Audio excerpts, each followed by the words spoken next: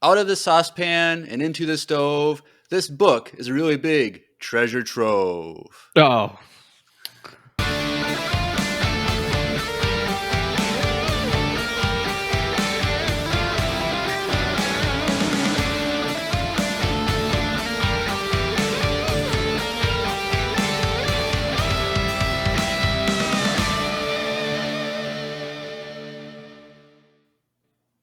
Everyone, welcome back to another booktastic episode of Empire Radio. I'm Jeremiah.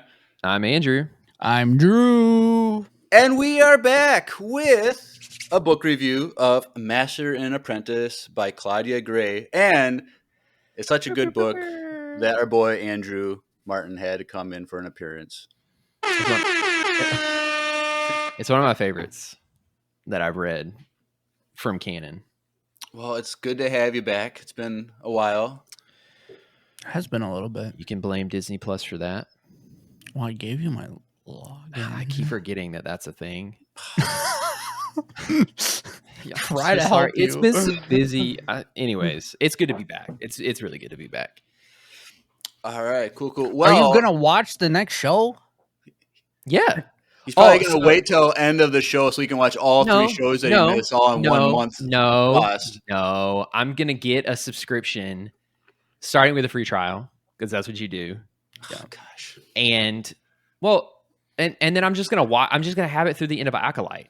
So, so you're going to be here for episode 1 because that's the first of the month. Those are those 2 episodes, though, for the first week of June. Are you going to be here, yay or nay? You're on the spot. It comes out on Tuesday. And we're so doing watch Wednesday it Tuesday, night. And then we're doing it Wednesday. 2 episodes.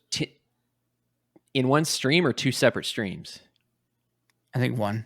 Probably 1. We'll play it by ear unless it's like 2-hour episodes or something. Tentatively, yes. Okay, cool. You heard it here first, folks. I'm training. I'm going to be training people at work that week. It's going to be a pretty busy week, but I mean, I don't see why that wouldn't work. All right, cool. All right. Well, before we jump into today's episode, we have a Q&A on Spotify from last week. So last week this is not too spoilery for Tales of the Empire, so don't worry about getting spoiled. Okay. But we asked, because last week we did the Morgan arc of Tales of the Empire, and the question that we had was, how did Morgan get the Beskar spear? And so we got a few responses. Addie says, I'm honestly not sure. Maybe she made it or it was given to her or maybe she stole it. That would be crazy. So she gave all possible maybe that. She got it. Wait, so they don't. No, they don't. She just has it. So. Oh, interesting. Our boy, Nate Keeney, says she bought it off Amazon. That's fair. It would be real Beskar if she did. It would be blue. No, it was Amazon, not Wish. Or Timu. Oh my God. Darth Bruno says she probably found it among the rebel from her village. It doesn't matter to me because Mando is better with it. There's that. Ed said she won it from Lando in a Gabo Sabak. I would like to believe that Lando is the catalyst for all of the important weapons and tools. So somehow it would make sense. No, but it would be funny. What if Lando had Anakin's lightsaber somehow? I know Obi-Wan picks it up, but what if he lost it and then Lando had it and then Obi-Wan it back from him? Well, I mean, who gave what's her name? Lando. Yeah, Lando. Come to find out, every Jedi Padawan has to get their lightsaber from Lando. Found it in a dumpster. That's how it was found. Yeah. In the cave at Ilum, it's just a sabacc table, and they have to get their kyber crystals from him. But what if Lando picked it up, was like, I don't want this, and then threw it in that dumpster? Because he doesn't believe in littering. And then all right, anyway. They had to win the dumpster. Anyway. And then finally, Jacob with a K, who... Keep in mind when he gives this comment, we've been saying Jacob with a K for quite a while, but he says, by stealing Boba's armor, and my name is pronounced Jakob. So, I guess he's not... Cool name. I guess we should have known that the K was not... It's just Jakob with a K now. It's Jakob with a K, Yeah. or You can keep the bit going. It's just Jakob Okay. with a K instead But of a if- C. Just letting you guys know. Yeah. right. But Jakob, if you are The not from the United States and you're from another country, we'd love to hear a voicemail from you. Well, and, okay, we just love to hear a voicemail from you. You don't have to. Right. But I'm saying we love hearing accents. If you can Sure. say, "May the force be with you" in your language, we'd love that, but no pressure. But we apologize for mispronouncing your name for all these months. It's been a while. Yeah, we've been commenting for like 4 months now or something. Yeah. But thank you for that correction. But we are here for Master and Apprentice. Yep. So this book has a lot to go over. Boy, does it ever. And this could easily be a 4-hour tour. Yeah, you messaged us in Discord and you're like, I just finished the book. I'm trying to figure out how this is not going to be a 4-hour episode. It's like, dude, we're gonna have to make sure it's not a Just 4-hour go to the ending. episode. So we're going to try and keep it. I'm going to try and keep it kind of straightforward. So we'll just do our overall thoughts. We'll do a quick summary. Then we'll talk about whatever we want. And then I have 4 quotes that I will read, and we'll kind of discuss those Cool. as they come up as we discuss, or at the end if we haven't touched them yet. Also, spoilers. I feel like that goes without saying, but it's worth a read. I'm not saying you shouldn't listen to this episode, but I'm also saying that it would be worth reading before it's spoiled. And then definitely next thing you do, come back to this episode if you're going to do that. Yes, and Finish it. Dazdor in the Discord mentioned that the audiobook is on Spotify. So you don't have to pay for it. I wish I knew that. Well, before. fun fact. Fun fact. If you're on a family plan, only the owner of the plan right now has access to audiobooks. Oh. Wait, that's a thing though? That Yeah. Spotify has Yeah. audiobooks on Because them? I got excited because my wife reads a lot too, but I'm like always reading something, especially Star Wars. And I was like, oh, sick! I don't have to pay for audiobooks now. I can like finally listen to books. But she's the owner of the plan because she was the one who set it up. Login. Huh? You have to use her login. Yeah. And I'm already so invested in my spot. I have so many freaking playlists and stuff that I'm just like, I don't want to deal with that. And so I don't have access to audiobooks yet. So Fun. But yes. So there's lots, like we said, there's a lot to go over. I think this could be a fun discussion because it will relate to some old school cantina discussions we had 4 years ago when we started this. So we should have fun tonight. But I might as well just jump into it with you guys. So I'll ask you guys really quickly. Yes. Really quickly. There's one thing I've got to say. I have to get this out before we start. It's mandatory. This book obviously focuses puts a lot of attention on Qui-Gon and like him as a character and stuff. And after reading this, like it really, really makes me wish that the canon had Qui-Gon a different direction. And he had lived. That's it. Qui-Gon a different direction. Oh. You were supposed to laugh. That was your opening you wanted to do instead of mine. That was wonderful. Andrew's back, y'all. I might just dip. I might you were dip. so serious. I might dip serious. I right didn't realize now. you were joking. Yeah, I might just dip. I think you waiting. can do the rest of the episode without me. It's fine. Someone out there listening to this laughed, and thank you. To whoever you are, if there's multiple people, thank you for laughing. Thank you for giving me that pity laugh if you caught that in the moment. Anyways, Jeremiah, go ahead. All right. So I know that this book has been read by Andrew before, so he's read this at least twice. Or how many times have you read, do you think? This is twice. Twice? Oh, and this is Drew and I's first time reading this book. So I'll start with Drew. Since this is your first time reading this book, what were your overall thoughts? I've said it probably before, and I'll say it again. Here we go. I think Carter Gray is the best Star Wars art author by far. I think between her and Timothy Zahn, I always go which one, but I feel like her stories, because they're one-offs most of the time, they say so much in such a little timeline that it is. I think she writes the best books, and like she did one of the High Republic books, and like it flowed way better than the previous one. It was more like, Which one does she do? I think she did the second one or the third one. I don't remember. I think it was the second one. It was the Rising Darkness or No. something. No, or it was the Fallen Star. it was the Yeah. third one. Yeah. And that one, like, besides the newest one, I've got it I right enjoyed here, it I'm a looking at lot. But the Fallen Star was like one of the best ones out of those three. Well, yeah. I And- mean, spoilers, but freaking Stellan, man. Like, Yeah. So it's just like, I feel like she's just really good, and she wrote my favorite Star Wars book, so I'm a little biased. Yeah. But when I realized it was her, I'm like, okay, I need to read this. And reading through it and everything, I was just like blown away the entire time. There's not a part in this book that I like would change. Like, I really love the story arc between every character that we get introduced, new characters and old. You like understand Obi-Wan so much better too in this book, and you understand like why they're connected and like why that's his master is Qui-Gon, and you understand why they put him with Qui-Gon and not a different master. Like, it just flowed really well.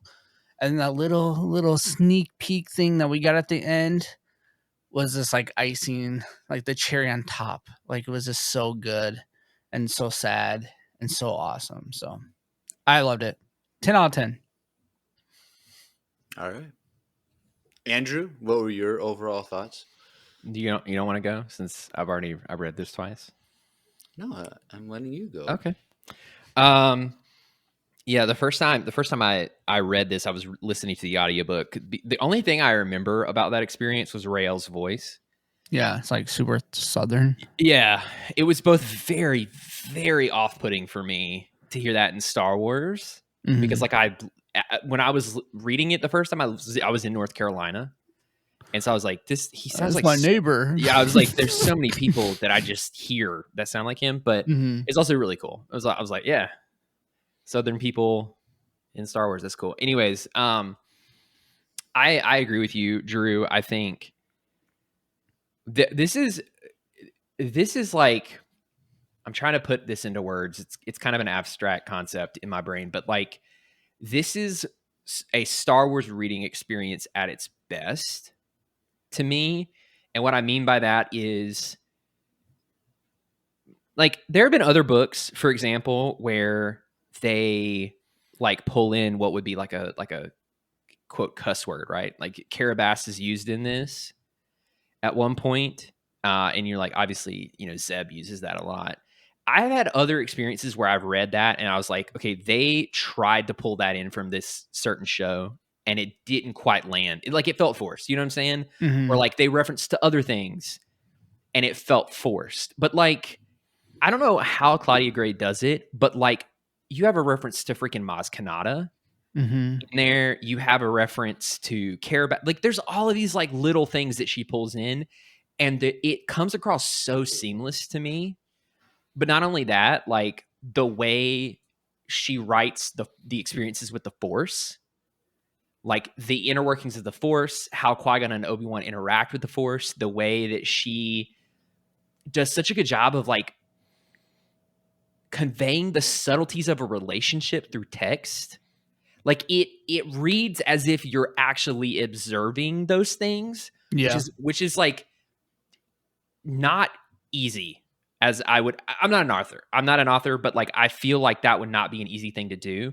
But she writes it in a way where like you feel like you're just in the room witnessing the things, and all of that wrapped in a Star Wars package for me from start to finish is like, this feels like such a great, enjoyable, well-written, well-paced like Star Wars experience from start to finish. Like, I would recommend this book, like very much so among probably the top 5 that I would recommend as like a starting. Like, if you're just getting into Star Wars books, like this one would be a fantastic, for sure, place to start, because like, 1, it's just a great story. 2, it's written extremely well. 3, Like it does such a good job of like providing context to a character that up until this point wasn't explored a lot. I mean, Qui-Gon, like this was before Tales of the Jedi and even some of the other media that we've gotten with him in it. And I think that this did a fantastic job of giving him more depth as a character and like informing. And the Dooku stuff too. Yeah. Which Like- of course we get more in Jedi Lost too. Correct. But like the two are like very seamless in some respects too, continuity wise. But I love this story. I really do. It's got the perfect amount of mystery, the perfect amount of action. Like I've this is my second time reading this. Like you said this before, but like the reason I say that is because I still did not see the twist coming at the end, which is really funny because like it's a testament to how bad my memory is. Or how much you read so much stuff. That's also true. That's also Like, true. I think that's more or less what it is. Yeah. Because you're reading books that are also not canon, and it throws off your it mind does. a little Like bit. I literally just before I started reading this, I just finished the second of the Republic Commandos books, which is a very different story. Huh? Did you see that? See what? Bunch of balloons went up in your Oh, screen. is my computer doing that again? I was like, what Dang, flab it. That was so. If you it's an Apple thing. It's a freaking Apple thing that they do. They turn it on automatically sometimes, and I hate it. I was like, what is happening right now?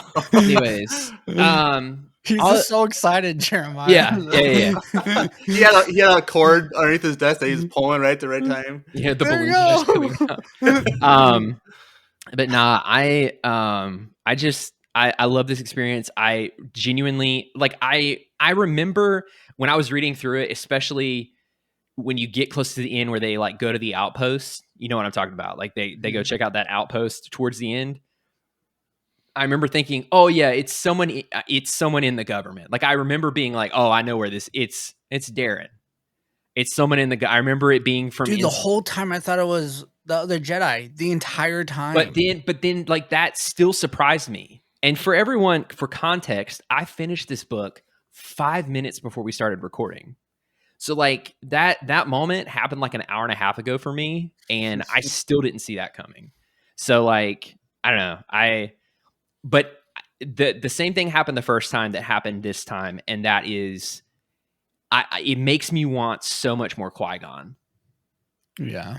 Like I can't remember if he was in my top 5 characters or not, but I think he was. I think he was. Well, he would still be there. I would say I love him so much as a character, and I wish. Do you still stand on the statement that if Qui-Gon would have trained Anakin, Qui-Gon would have prevented. I think he would have prevented Anakin's fall. Well, based on the Chosen One prophecy, probably he was not. supposed to fall because the Jedi were supposed to fall. Well, and Anakin was necessary for that fall. So. If you consider Anakin to be the chosen one, but at this point you kind of have to, but right? we get caught in a paradox at this point because it's like Qui-Gon living could have changed the entire future, but if we believe the conclusions that he came to of the prophecies at the end of this book, he was always destined to fall. Yeah. And see that we're entering into Cantina discussion territory here. So, which tonight will turn into that as we discuss. Probably, yeah. So, anyways, Jeremiah, what did you think? So I like it a lot. I was happy to okay. Going into it, I was kind of like, okay, like what is like? I know it's like a fan favorite book and people like it, and I know Andrew have said that he really liked it, but like it was kind of like, what kind of story is there that's gonna like change your perspective? Really be interesting, because it's like we know who they are, like what would be the conflict, what would be the antagonist, like what I didn't know what to expect. But the main reason why I really like this book was because this is like the first like major like mystery story that we have, like investigative mystery story. Like we get little ones like in Clone Wars that are like, 3 episodes long or whatever, where you're trying to figure out the mystery.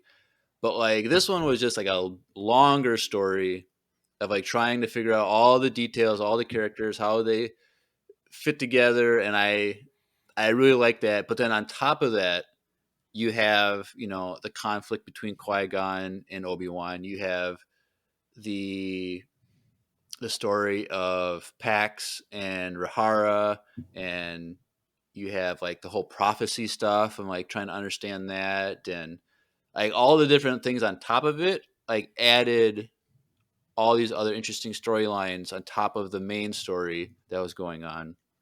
And I really liked it. And I think with everyone, no one expected the twist at the end of who was Yeah. the bad guy in a sense.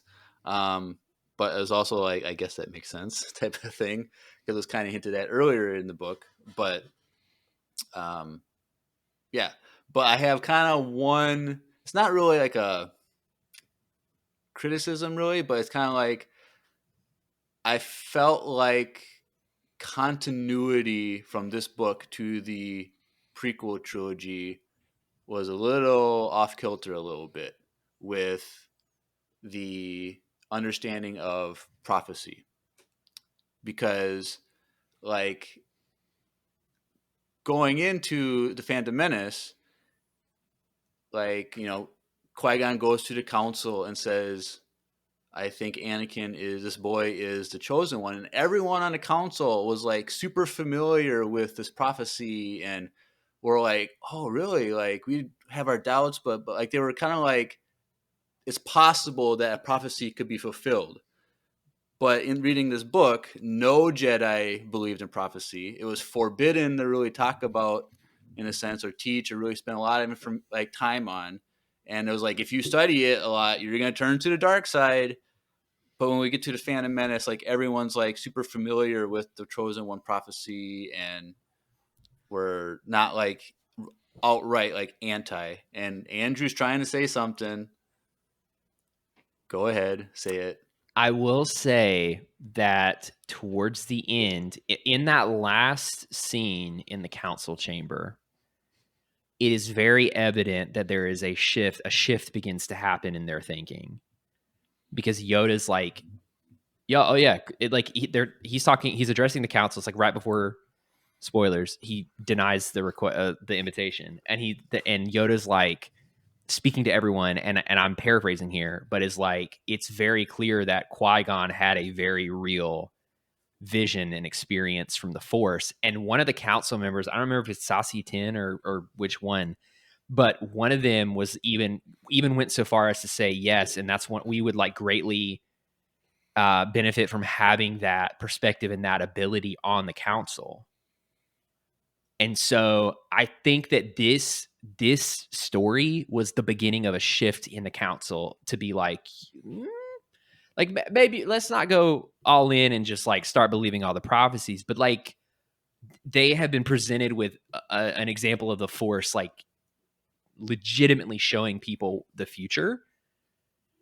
And so I would argue that at the very least, this is the first seeds of like that change are being planted here. And then potentially in the coming years between this and the Phantom Menace, that changes their perspective. I see what you're saying, but that just makes me want to like have a sequel to this book that explores the Jedi Council becoming a little more open to these things. Because I think you're right, Jeremiah. Like, it was a little weird to like, because we just assumed that they're all fully on these prophecies, and like that wasn't like a thing. Like, up until reading this book, I didn't realize that was a thing that people weren't struggling with understanding, and like if they read into them too much, like it could really sway them and lead them closer to the dark side. Like, or understanding that like that's one of the reasons why Dooku actually left, was because he was so into these prophecies. And like I feel like that wasn't really shown to us as much until this book. And I feel like that opens that up a lot for me. That's another thing, like the Dooku stuff, like the whole Dooku's timeline. It's a little shady, right? They need to establish what's going on because So I was like gonna ask you, okay, like, I let- don't. Okay, keep going. yeah. So like we get all of Dooku's story in Dooku Jedi Lost, Mm-hmm. and I think even in that book we get Rail when he was a Padawan, like he's in there, and we see him a little bit older as an adult too, but like in this book, in Master and Apprentice, it says that at this point, Dooku has already left the Jedi Order. But like, what I don't understand still is why Dooku was in the Jedi Temple during the Phantom Menace from Tales of the Jedi.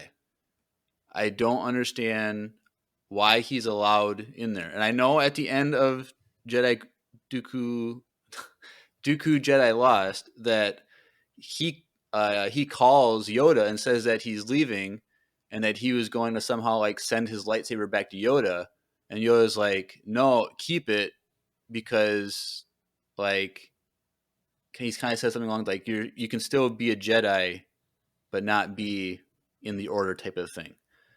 So like there's that where Yoda's still open to him like being involved, but I just don't understand how he can be in the Jedi temple on Coruscant and have an access code, like have access to the whole facility. Like he can just walk around without an escort type of thing. I think I think it wouldn't be a stretch. I mean, I don't have an answer, but I don't think it would be a stretch to say that, because was he there before Qui-Gon's funeral or after? It was before because they talked to each other. Before the funeral. I wonder if he traveled there after hearing about Qui-Gon. No, because he goes into the archives, deletes Camino, and when he comes out, Oh yeah. he asks Jocasta Nu, like, what's all the stir? And apparently, your former Oh apprentice yeah. has reported interacting with a Sith Lord on Tatooine. I mean, this is probably just an example of like a soft retcon. Because I mean, Ahsoka, same thing. Yeah. Well, I was gonna say, in Tales, when did he kill Adol? Yeah, Yaddle was during Yaddle. Yaddle. Yaddle. That was what? It was after Qui-Gon died. It was before, Yeah. just as the council was leaving for for Naboo for the funeral. God. Oh yes, that's And right. she Okay. isn't able to go because she gets killed. Oops. R.I.P. But like, that's just Yeah. like the whole Dooku timeline thing is just super confusing to me. So it's interesting because I think, did this come out before or after Jedi Lost? The book. Before. Okay. I don't know No, actually. I think this book came out in 2019, and I do remember since we started the podcast, you like got the audio drama, and then they released the book afterwards. Yeah. So that would I'm have been salty about that. They were like, "We're not going to release a print version of this. You got to buy it." And I've spent money on it, and then like a month later, I walk into Barnes and Noble, and it's like right at the front of the store. And I'm like, seriously? so. So Yes, Jeremiah, you were listening to that book, huh? I did Why didn't we do a breakdown on that? because you didn't want to. I don't know. Oh. I read it in preparation for Tales of the Jedi, knowing Gotcha. that there was a Dooku episode. So I want to know the information beforehand. Yeah, I think Oh. this is just another case of them soft retconning something. Did Tales kind of mess up that timeline a little bit too, or not really? It's just What do you mean? we just don't know why Qui-Gon is in. Has access and he's free to roam the Jedi Yeah. facility. Yeah, because that's what it kind of threw me off in this story. I'm like, he already left, but Because I thought Master he and didn't Apprentice yet. takes place 8 years before Episode 1. Oh wow, And I I didn't can't realize it was remember that if far away. I can't remember if they mentioned how long Dooku was gone at this point. I think it was like recent.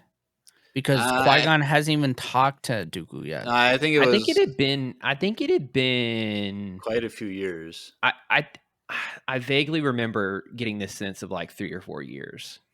Gotcha. So he was gone for 10 years pretty much before episode 1, and he was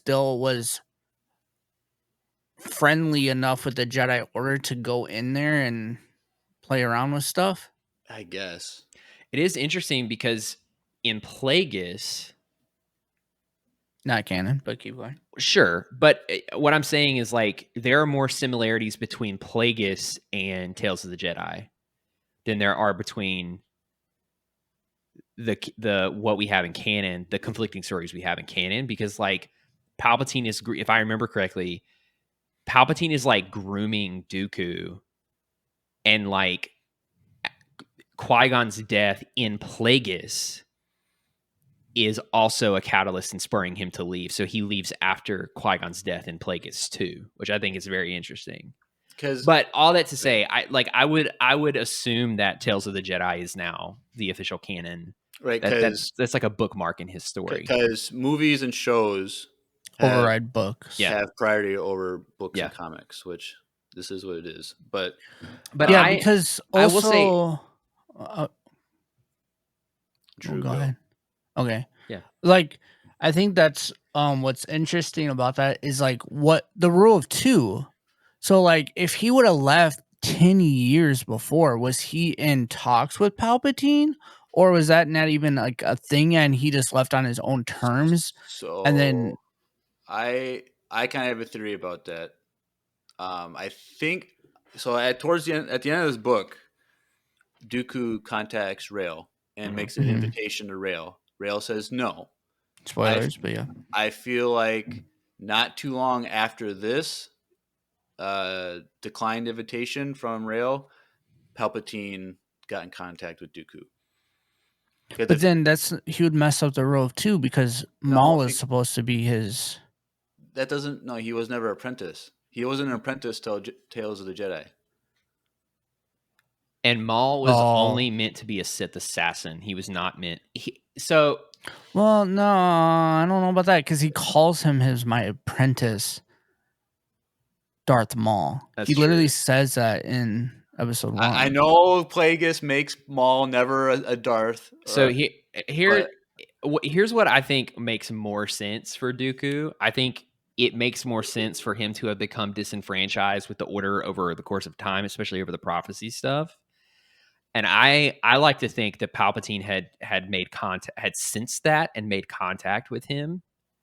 Well, and it would make sense too, is silently kind of like grooming him on the side, because like Palpatine's a master manipulator.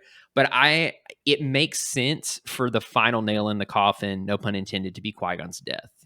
Yeah, for Dooku. Oh yeah, that definitely was the thing that pushed him over.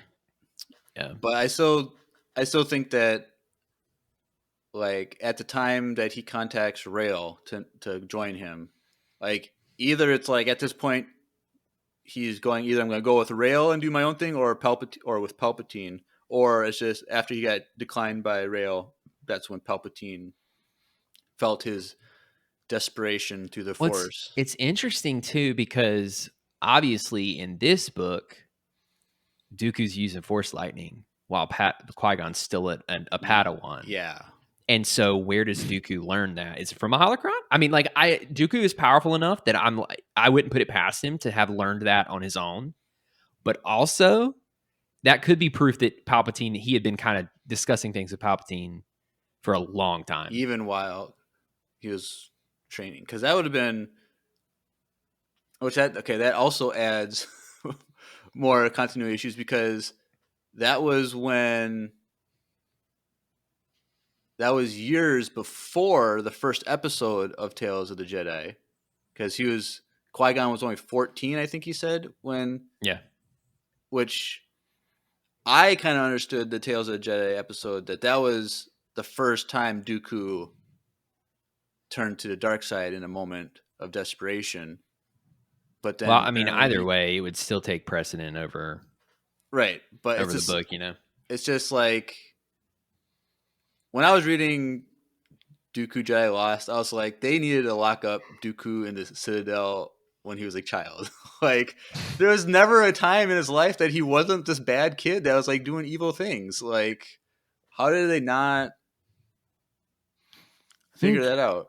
But anyway, we're kind of Yeah, we could stay on this topic forever. But that's the Dooku things, like just the continuity, and then the two things that they introduced with Obi-Wan, which they resolved at the end, was one, in the prequels, Obi-Wan's like, I hate flying. Yeah.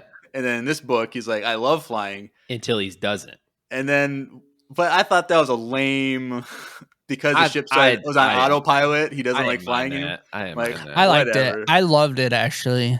And then, because it was confusing for me too, like reading that, like he liked it, and then all of a sudden he's like, I hate flying. I don't ever want to fly again in my life. And then I'm doing the meme of like pointing at the TV. You know, yeah, he's doing the thing. I enjoyed that part. And then the other thing, which it's not like you have to read between the lines to see why there's a change in Obi-Wan's perspective, but in this book, he's like, we should not be working with these gem smugglers. This is illegal. We shouldn't be doing this because it's against the whatever. But then, like in Clone Wars, we see him working with Hondo, like he's their BFFs. So it's like, I guess he learned from this experience that you can use these criminals. I think to do good things. Obi-Wan relaxed a lot. Oh yeah, between this book and the Phantom Menace, right? And then even more so between the Phantom Menace and Attack of the Clones being.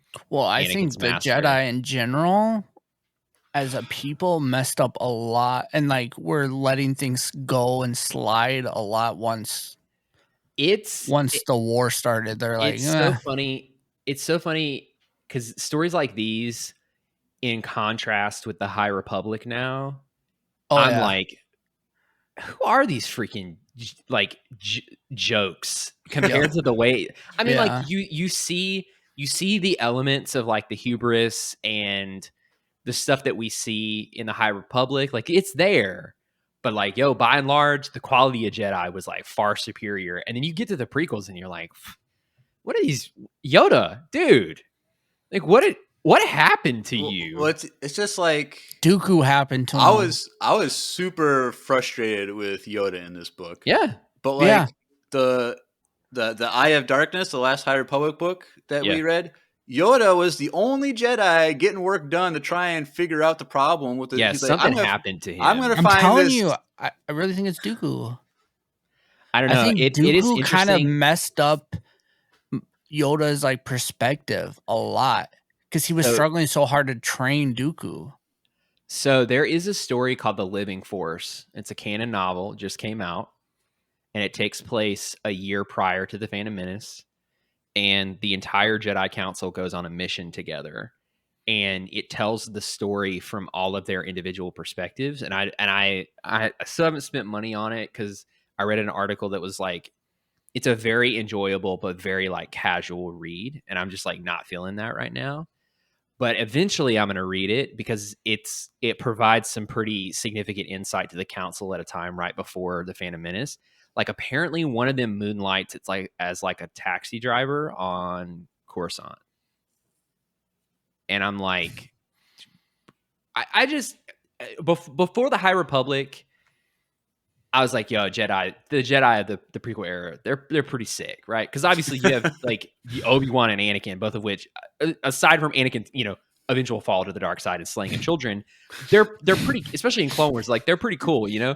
But then like in juxtaposition of this High Republic stuff, I'm like, this ain't it. Like they really lost their way.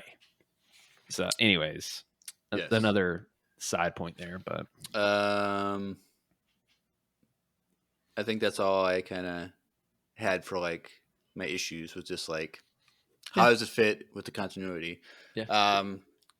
So 40 minutes in, we've got our initial thoughts done on the book. So let's go into more. We might hit that 4-hour mark, Jeremiah. You never know. More story focused stuff. So a quick. If we do it 4 hours, we should have split it up between 2 episodes. I don't know. Part 1, part 2 of the podcast. But yeah. So the overall story of what's going on in this book is first it starts out Qui-Gon and Obi-Wan are just terrible master and apprentice duo. They have completely different philosophies on things. They communicate differently. Like the big thing is they're in a fight with people like with the Hutts or whatever, and they're trying to get a way out. And Qui-Gon's like, "Get the door," implying open the door for us. And Obi-Wan just destroys the panel to lock the door so they can't get out. And then they're both like, Obi-Wan's like, "Why? I should have just known. Like, why would I lock the door? Why would I do that?" And then Qui-Gon's like, "I should have been more clear," or something. Like they're just like terrible. They're Whatever. not good at working together.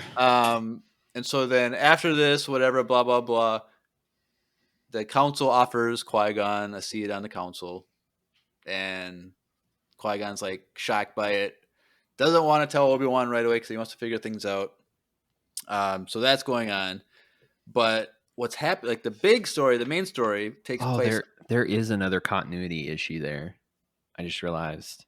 What's that? Because having just recently seen The Phantom Menace in theaters, right before him and Obi-Wan meet with the council, Obi-Wan is like, if you follow, I'm paraphrasing, but it's like, if you followed the rules more, you would already have a seat on the council. Like, if you weren't as hard-headed as you are, you would already be there. And this implies, in light of that line, that Qui-Gon had an opportunity to, denied that opportunity, and Obi-Wan still said that in The Phantom Menace. Yeah.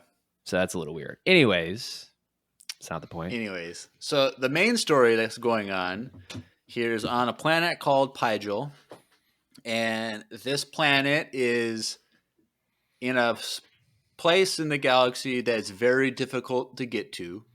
There's just like however space travel works, there's just no easy way, straight line to get there. So there's that. And on this planet is a young princess named Fanry, who is in line to become queen of this planet. And until she gets of age, the Jedi Rael Averross is placed there as the regent of the planet until she can be old enough to take over. And while this is happening, raising her or whatever in the recent months leading up to the events of this book, there's an opposition, and they're being a nuisance to Rael and Fanry and the government and all that stuff. Some of it's innocent, it's like more prank type stuff, but some of it's also violent. And so it seems like they're trying to prevent Fanry from becoming queen. And so Rael requests the help of Qui-Gon to figure out what's going on with this opposition, who they are, see if they can stop them. Because what's happening is there is a treaty that is going to be signed between Pygel and some company called Zerka Corporation. And they're like a major mining company that's throughout the galaxy. And through this treaty, they're going to be able to build infrastructure to create a hyperspace lane corridor to Pygel that will connect the planet to the rest of the galaxy in a much easier way. And so the treaty is important to Rael and Fanry and everyone on that planet because it opens the access to, because this implies that they're kind of impoverished a little bit. They're kind of secluded. They don't have access to anything. So this would be like an economic boom, help the planet, and it would just open ways to other places in the galaxy as well, other than just Pygel. So Qui-Gon and Obi-Wan come in to investigate the terrorists of the opposition. And so that's the story. And then it's this kind of like a mystery story of them trying to solve who the opposition are and all that jazz. And they do this with the help of some jewel thieves, jewel smugglers, which I thought it was very interesting that at the beginning of the book, they say that jewel trading and smuggling and all that stuff is illegal because precious gems can be used to completely impoverish planets, and it's been outlawed throughout the galaxy. What did you guys think of that? Did you guys Yeah, I thought it was super interesting. Like that's like a fun fact that when I can nerd out with people who don't know about Star Wars. Like, did you know that it's illegal to sell jewels? Yeah. I thought it was interesting too when they started talking about like how much of a corner the Jedi had on the Kyber market. Like, I mean, we knew, right? But I just thought it was interesting to hear them talk about that and be like, no, the Jedi, like they have control over all the veins of Kyber, and like it's super rare to find a new vein, and like I just thought it's very interesting to hear someone contemporary talk about that versus just always kind of having in the back of your mind like, yeah, they have all of it, so that's cool. Yep. And so these jewel thieves, they are in the Pygel system because they have a lead that implies that the moon of Pygel has kyber crystal mines that are untouched and undiscovered, and so that's why they're there in that system. And then Qui-Gon and Obi-Wan discover them because they helped a ship that was attacked by the opposition, and they tracked them down on the moon and asked for their help to figure out things on the moon of where the opposition is hiding and all that stuff. And so I thought it was cool. Like I said, mentioned earlier that Obi-Wan had a lot of issues working with these people, but Qui-Gon taught him that it's okay to work with these criminals, mostly probably because they're not like violent criminals. I think if they were violent, it would have been a different story. Obi-Wan is so stuck up for like the first 2/3 of this book. Yeah. Like he was not likable to me, but which is great, right? Well, like I think that was character development. Yeah, like that's what Claudia Gray wanted to happen, which fantastic. Like you keep in mind, Obi-Wan is like what 17 in this book. Yep. Yes. So he's young. He's younger, very 8 years younger than he was in The Phantom Menace. Very years and years younger than he was in Attack of the Clones and Clone Wars and all that stuff. So this is like the youngest I think we've seen him. And I was like, dude, freaking lighten up. Like he would open his mouth to say things. He's like, they were talking about slavery. He's like, yeah, but slavery is illegal. I'm like, you freaking idiot. Of course slavery is illegal in the Republic. But like, because it was the same thing that Padme says. Padme said the same thing about Tatooine. They're so ignorant and naive is a better word, but it's just like he would open his mouth and I'm like, I just want to slap him in the mouth. Just be like, just shut up and open your eyes, okay? But isn't that? I didn't interpret it that way at all. That he should have known better. Like, it's if you don't see it, how are you supposed to know that's an issue? I'm not necessarily saying he should have known better. I'm just saying it was really annoying for me to have him constantly be like, yeah, but the rules say, or like, yeah, but he was just very like by the book and like stiff until he started lightening up and like easing up towards the end. I was like, oh, okay. But we find out that like before he became Qui-Gon's Padawan, he was really rebellious. Was the opposite. Yeah. And because Qui-Gon as a master is so rebellious against the order and other things, to the point where we find out that like Yoda doesn't even want Qui-Gon to be on the council because he thinks that Qui-Gon would push the boundaries. Also, that irked me. I was like, why? But remember, you got to take this Qui-Gon compared to the Qui-Gon that we get in episode 1. Yeah, but it's freaking like, I don't know. When I read that, I was like, okay, this is made you not like Yoda as much. Yeah, like I was like, this is coming from the person who basically helped drive the Jedi Order into the ground. So, dang, okay, chill. but like, for as freaking powerful and supposedly wise as Yoda is, like the fact that he and Mace even let it get to the point that we see it in Revenge of the Sith, like, come on, dark side is blind. Hey. But they should know that.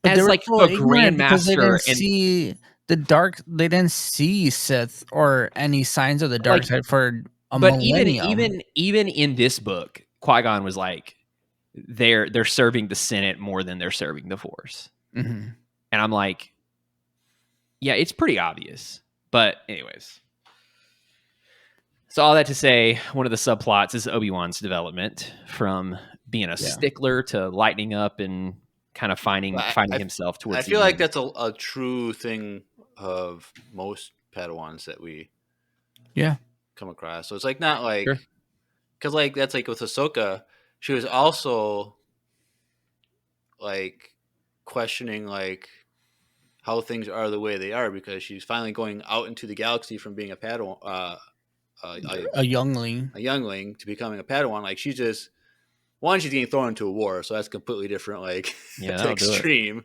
but like she doesn't understand. She was always asking questions like, "How is this? How can we be doing this when this is happening?" And it's always. I think that's true with most Jedi. Is they're taught in the classroom, and then when they're out in the real world, they realize it's not the way things are. Just like us, in our life, we grow up in high school and stuff like we don't understand anything, and then when we get our adulting, we realize it's not what we thought it was going to be. I think it's just a normal. I don't know. It's true. Like in high school, when you were 17, you thought you were the thing, and if you're listening, you're 17. You'll wake up one day. All right, Dad. All right, I'm just saying.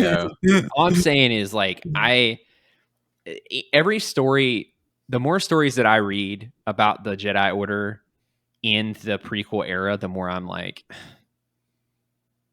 y'all really just stepped in a nice big pile of Jedi dog poop. So, I believe the Star Wars term is fodder. Yeah. Or Bantha Poodoo. Yeah. That's what I thought of Sebulba. So anyways. There's something. So I guess we mentioned the whole slavery thing, but I was like also surprised that like it was so widespread and known like by the Jedi Council, which one of my quotes is that we'll talk about later is about, I guess we could just do it now. But I was gonna. Oh wait, you take your cover off too? Yeah, they need to make hardcovers without a sleeve. That's so funny. I like looking at the sleeve, but every time I open it and it's like flopping around, I'm like, just. Well, yeah, and if you put it in your backpack too, it's not. Yeah, and you're supposed to use the sleeve as your bookmark. Like you're supposed to fold it in, like. Yeah, I don't do that. But like, really, I have a Pokemon card. I have a Pokemon card too. As well. No way! Are you serious? That's amazing. Wait! You guys got to guess each other's Pokemon now. It was just like random. I don't even know what it is. I got mine from McDonald's. It's a newer one that I just got. Like I think I got it. Fun fact: this will take y'all back more so, Drew. But fun fact: I have a Pokemon card from Nathan Hirsch. Ooh! So he had a binder in his apartment. You know that Jeremiah knows Nathan. Yeah. But like Nathan wasn't at North Central a ton while you were there, was he, Jeremiah? Yeah. Yeah, he was. Oh. Yeah. All I'm saying is so me and Will, my brother-in-law Will, both have Pokemon cards. He has a binder of all of these like super rare. There go your balloons again. Did it do it again? Yeah. I freaking turned it off. Oh, there it goes again. It's doing it right now. Oh, that's so annoying. Anyways. It looks cool though. PC for life.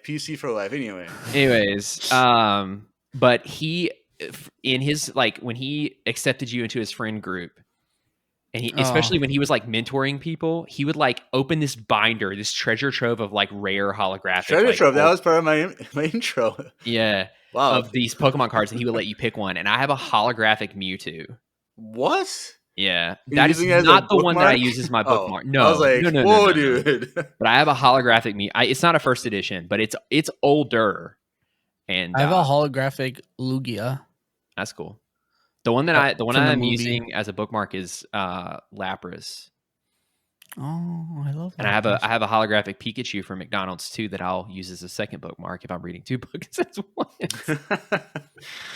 But yeah, your quote, Jeremiah. Oh yeah, I need to look that up.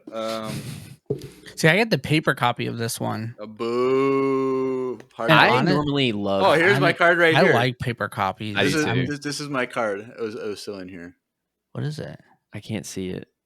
Is that what? Gorgeist? Gorgeist? Oh, it's the pumpkin thing, Drew. Oh, okay. Yeah, the ghost type. Yeah. So on page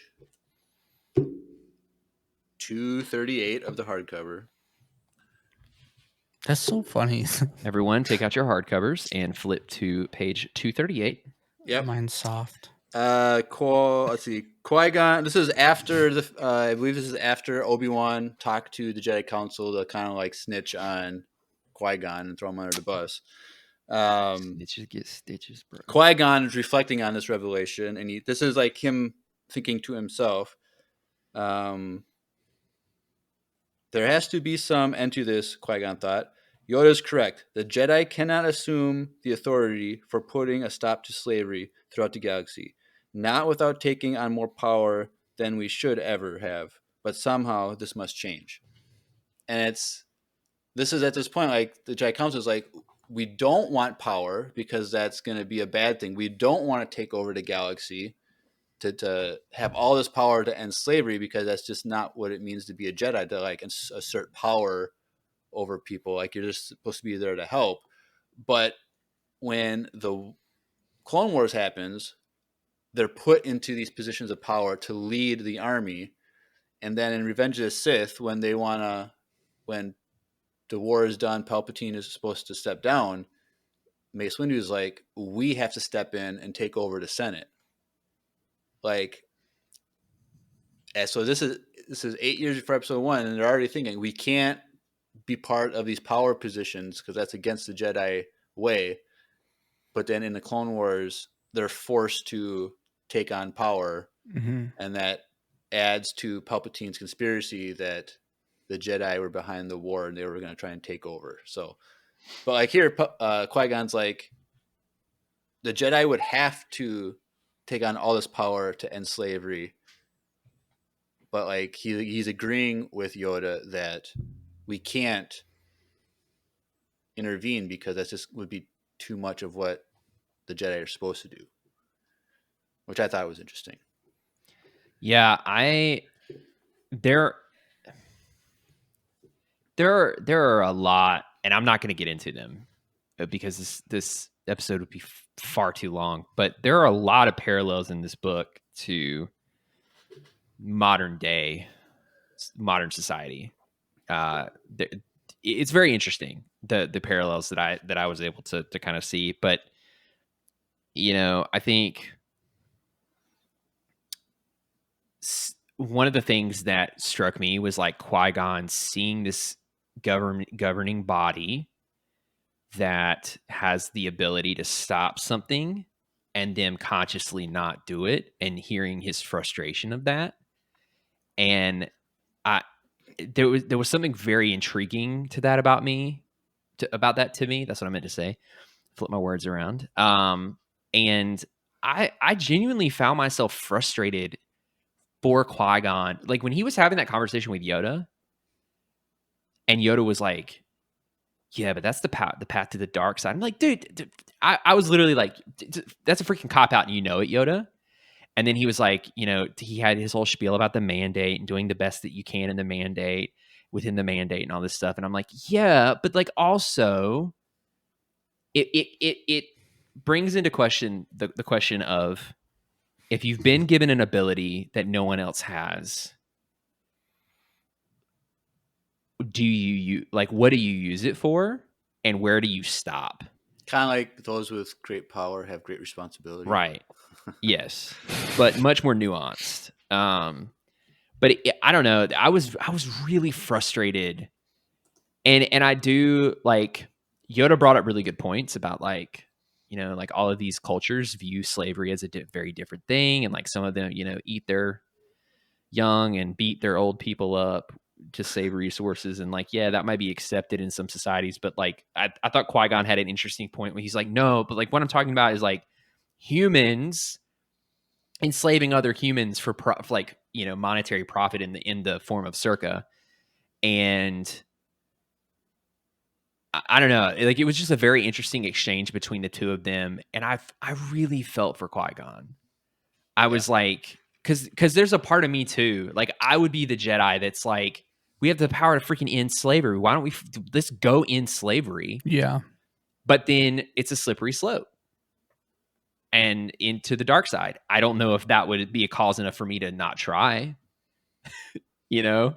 But there's a part of me that like felt that frustration of like, Qui-Gon is seeing this firsthand, and he's like, if I had the power to change something here now in the moment, like what if we all got together and did something about it?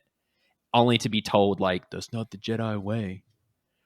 But it's another kind of feedback loop of like the Jedi are supposed to protect life and battle injustice, but then they're saying, because of that some of those same creeds, that they can't do that on a larger scale. So I don't know. There's a if everyone listening can't tell, there is a massive philosophical element to this book. Right. Because should you choose to engage with it. Right. So I guess just to be like, we kind of just glossed over it, but the Circa Corporation, that is a major mining company that's been around for centuries and is all over the galaxy. They're using slavery to do all their work. So that's what it's your typical corrupt sci-fi corrupt corporation uses slavery, all about profit. I can't remember. Did they like try to make it nuanced? Like, how did they say it wasn't slavery? Like, because later on they admit yes, it's slavery, but like, what was their cover? I forget. So it was. I literally read this yesterday, and I don't remember the specific wording, but it was essentially like, yes, because Obi-Wan was like, okay, how do they get by with this in the Republic? Because like they operate in the Republic, and it was like it's a loophole. It's like on paper, Circa can come in, and they have to have charters with certain systems, and the systems that agree to those charters are agreeing to like them bringing in equipment or something. And because of the way that people are classified or whatever, like it's like they basically beat around the bush and say they're not technically slaves. So you can't bring any legislation against us. And it's just defensible enough that like, even though everyone in the room is like, no, these are slaves. Like no one can quite, I feel like it's one of those things where you like can't quite prove it in a court of law, to the extent. Loophole. Yeah. I mean, that's what it is. It is. And it also made it seem like once they were in it, like, well, that was the other thing. Like they were already before the law came out. So they still have them. And that's the other thing too, is like one of the things in this book that is made very clear is like Circa Corporation has been around for millennia. Like they have been around for a very long time in this book, in the Star Wars galaxy. Some of them, like at one point it said like they might have even predated the Republic or something. Like they were old. And of course it's your classic, like, this is the way we've always done things. It's your classic trope of like that really overly wealthy, powerful family in a town. Like you watch movies or you hear about stories where it's like, why don't you do anything about it? And people are like, yeah, they're the law, or like they've been here too long, or they're too wealthy. It's like they're that type of entity. And very few people, I think, would challenge that. And so, I'm not defending slavery. Just FYI. Oh boy, there we go. But like, if you have to start a sentence like that, but hear me out.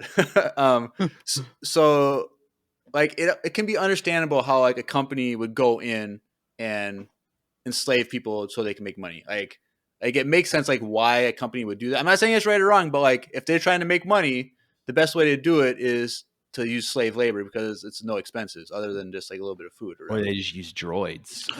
Let me finish my point. Okay. But Qui-Gon asks the main representative from Circa Corporation, like, it's way cheaper just to use droids to do the same work. Why do you enslave people? And she says something along the lines of, because we can. Oh no, that was the protocol droid. Yeah, that was the protocol Qui-Gon asked the droid. No. Rahara asked the droid. Oh, that's what it was. Yeah. Remember when she was? Yeah. Yeah. I read that today. I thought Qui-Gon was talking to the rep. There are two separate conversations, but the droid is the one that says specifically because they can. Mm-hmm. Well, I guess that changes my point, because then the droid isn't speaking on behalf of. Yeah.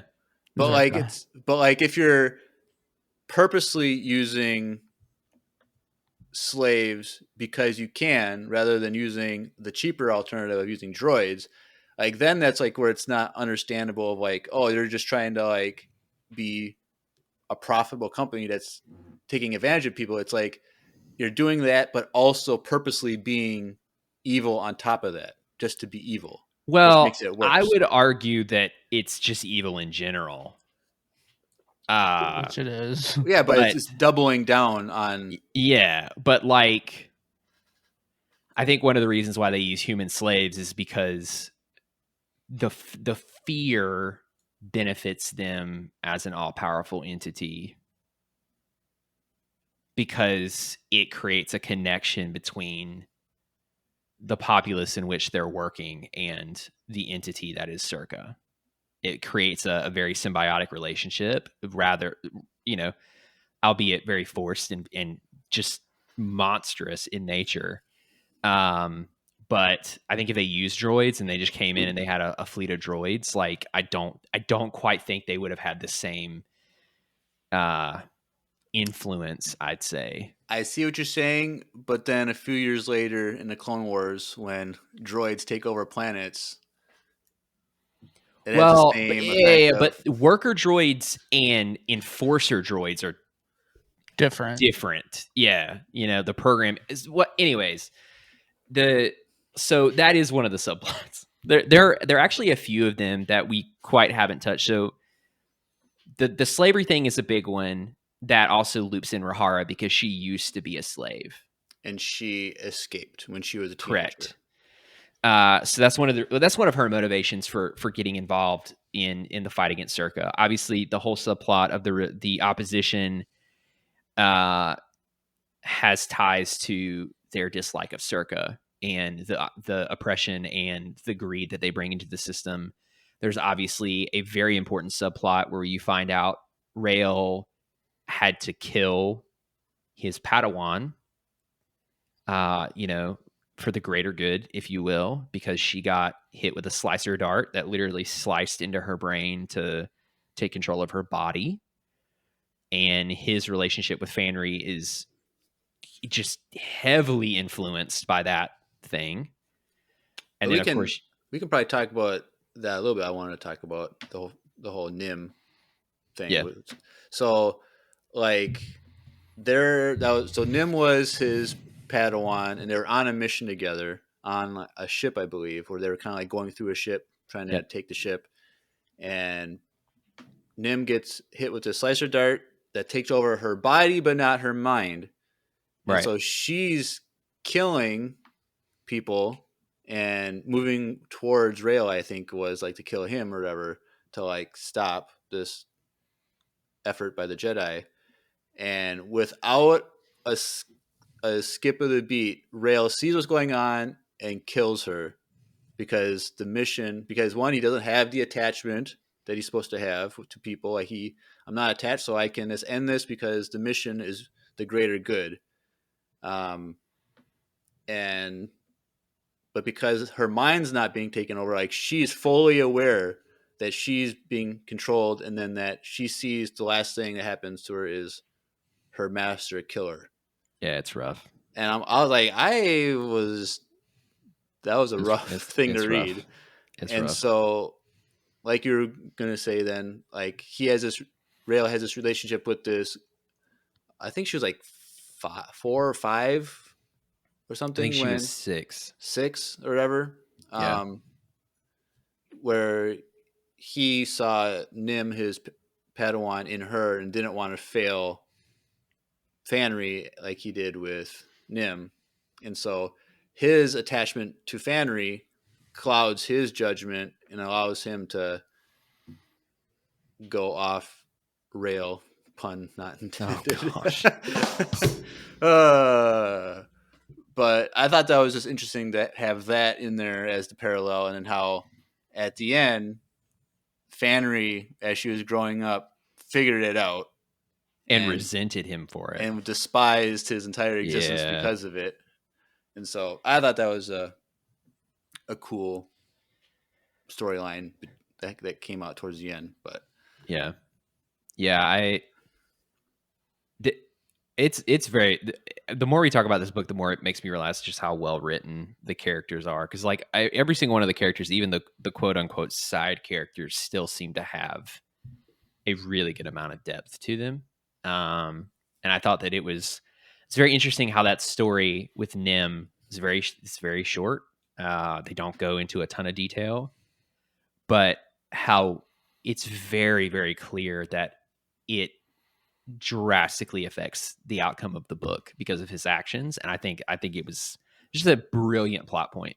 Mhm. Sad because there's even one point they tell you the story and then they revisit it later. And I remember them touching on something along the lines of like he saw the shock and the horror and like the betrayal in her face as she was falling from the lightsaber cut. Mhm. And I was like, dang, like you really didn't have to do that. Like that hurts to read. Like, but yeah, It's like I wonder just like if you were able to like pull the slicer dart out, like would that stop the thing? Like I don't know. We don't have the answer to that. it embeds itself.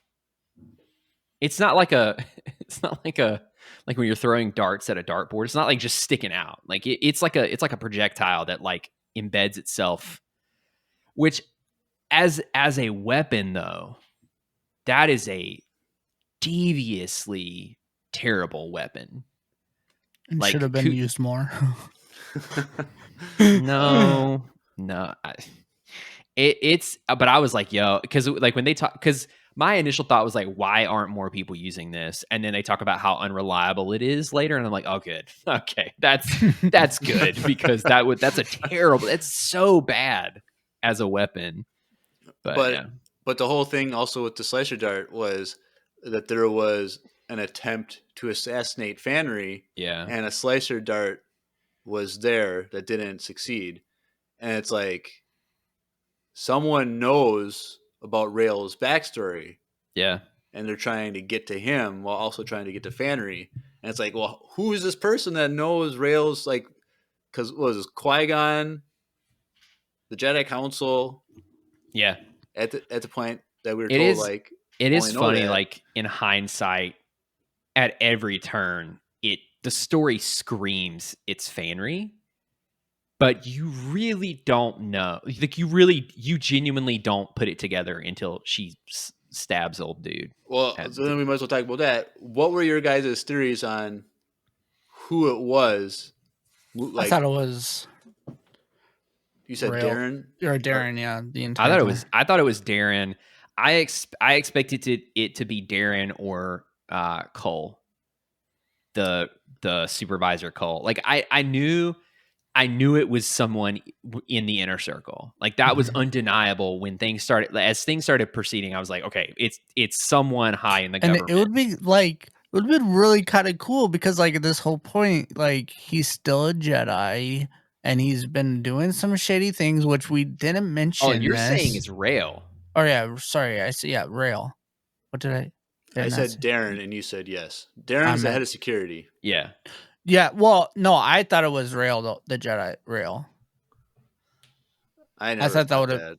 I thought that would have been like, I was like, oh, that would have been cool. I was trying to like think outside the box. You know how you get those mystery stories and you're like, who is the guy? And you're like thinking, and then they get like, think about if he and Fanry had made an agreement to try to like, it could have easily been him working with her instead of Darren. Yeah. Instead of Karen, Carrie, Corey, whatever Cat her, or whatever her name is. Her the assistant, the girl, attendant, yeah. Katie. No. Yeah, Katie. The Fanry's friend. CAT, is it CATY? CADY. Oh, KD. Yeah. I thought it was either. I had my suspicions about Katie early on, but I was also thinking, was it Minister Orth? Yeah, because Orth was like, there was a moment where like she was like angry with Fanry about something. Like they had like a little like, yeah, that's true. Thing. And they didn't honestly spend a ton of time on her compared to the other. That's why I kind of thought it was Katie. Maybe that like there's not enough information. I'm like, yeah, she knows something at least. Yeah. Yeah. But I like that it wasn't just her though. Yeah. You know what I mean? Yeah. It So was a spoiled brat. to clarify what we're talking about, like someone in the inner circle of around Fanry was part of the opposition that Rail thought was the opposition. And so one, there's Rail and everyone is blasting all of these resistance people as the opposition, one huge group. But Qui-Gon and Obi-Wan later discover that there's the opposition, and then there's a terrorist organization called the Blackguards. And Well, so, and the main reason for that is because originally the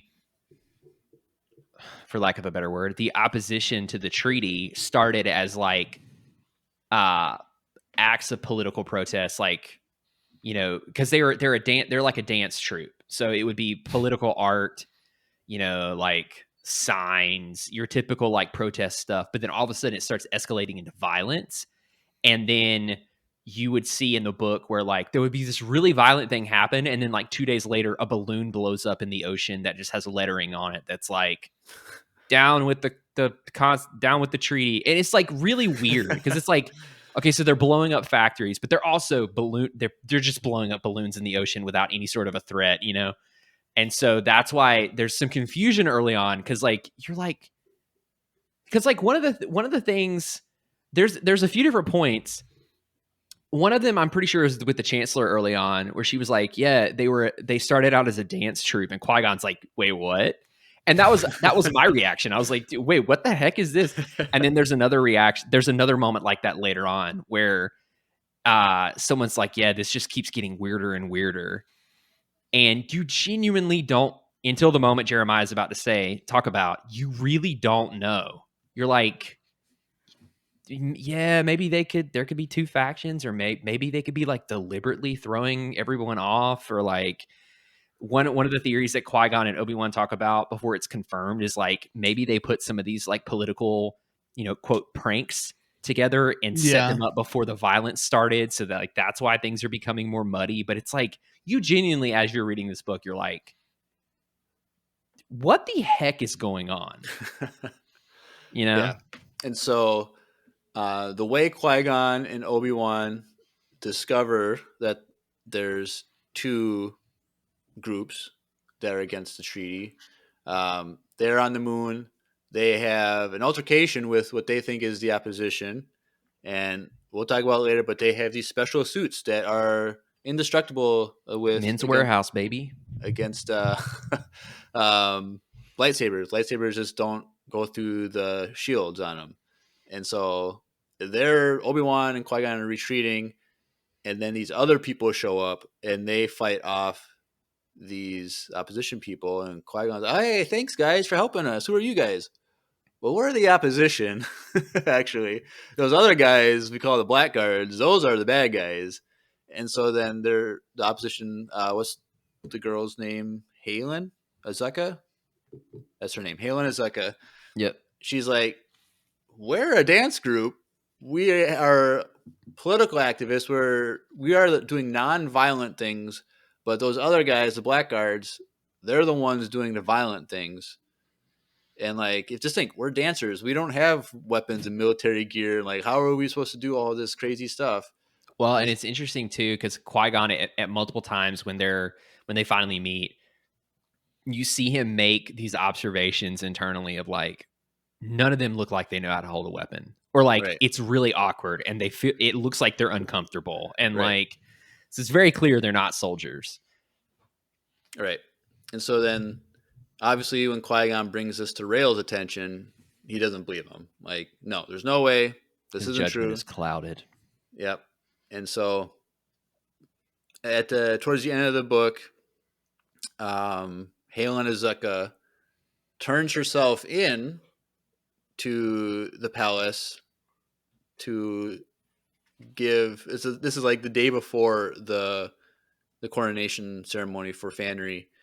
And she's like, because she shows up in a ball gown or whatever, it's a nice fancy dress to like, because everyone else is dressed up for this. And she's like, I have information that we were scanning the planet for for radio frequencies or whatever, and we got a little something way over here that we think you should take a look at to show that we're not who you think we are. And so they go and investigate, and there's like this giant old thing that was converted into a military base. I'm like, how do they not know this giant military base is like seemingly like a 20-minute fly away? Like, I don't know. But Well, I mean, really, Rail could have figured it out had his judgment not been so clouded. right. Because, like, I feel like he was perceptive enough and skilled enough as a Jedi. He probably would have figured it out if he wasn't so deeply involved. Which is the whole reason why he brought in Obi-Wan and Qui-Gon in the first place. Like, he says that himself. So, right. And so they go check out this military base, and they could tell that it was abandoned very quickly. And so they go in. So everyone goes in the whole like security detail, and Darren, the head of security, and some other people with Qui-Gon, Obi-Wan, Rail. They go investigate, and Darren is kind of like, let's blow up these things on purpose.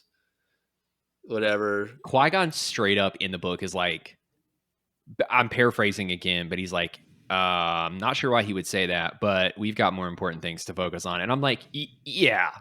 So this is where Qui-Gon is kind of plants the seed in Obi-Wan's mind that Darren might be the mole in the group.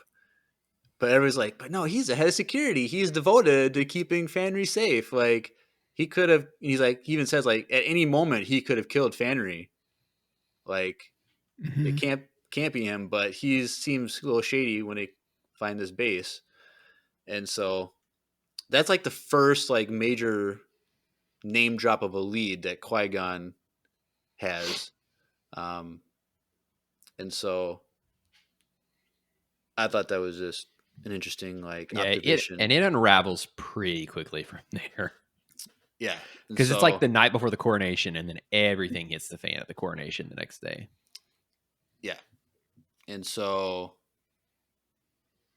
let's see. So, okay, we should say then that the reason why the opposition started in the first place was because they're against the treaty, which we knew was articulated, but the reason why is because the treaty itself basically signs into law Circa's permanent influence to have slavery, basically in this system. And the opposition sees this in the details of the treaty, and they're trying to stop the Fanry from becoming queen, because when she becomes queen, she can then sign the treaty, which would be no longer a monarch. It would just be a whatever they constitutional. It was constitutional monarchy. So it would be her as a symbolic figure with some power, but she would have an assembly, like a government assembly that would also. Right. So she wouldn't have absolute power anymore. Yeah. And so like it's in law, and there's nothing that could ever change that. And that's why the opposition started. And so Qui-Gon puts his research into it and realizes, yeah, they're right. Like, this is not a good treaty at all. This is going to ensure slavery indefinitely in this system. And so in order for the treaty to be signed, a representative from the Republic has to be there. And Qui-Gon was that representative. And he's like, I'm out. I'm not going to be there. I'm not signing it. The treaty is not going to go through. And then behind Qui-Gon's back, Obi-Wan tells the council about everything Qui-Gon has done and his unwillingness to participate in the ceremony and all that stuff. And eventually the council, after like a day or whatever, gets back to Obi-Wan and tells them, you're going to be the representative to sign the treaty. And Obi-Wan does this, decides that he's going to do this without telling Qui-Gon, which is like, that's rough, man. Which is rough, but later on, Qui-Gon is like, yeah, you were kind of like in the right. Like, you made a choice. Like, I've been telling you to be independent, make your own choices, have your own wisdom, and you chose to do that, and I can't be mad at you for doing that.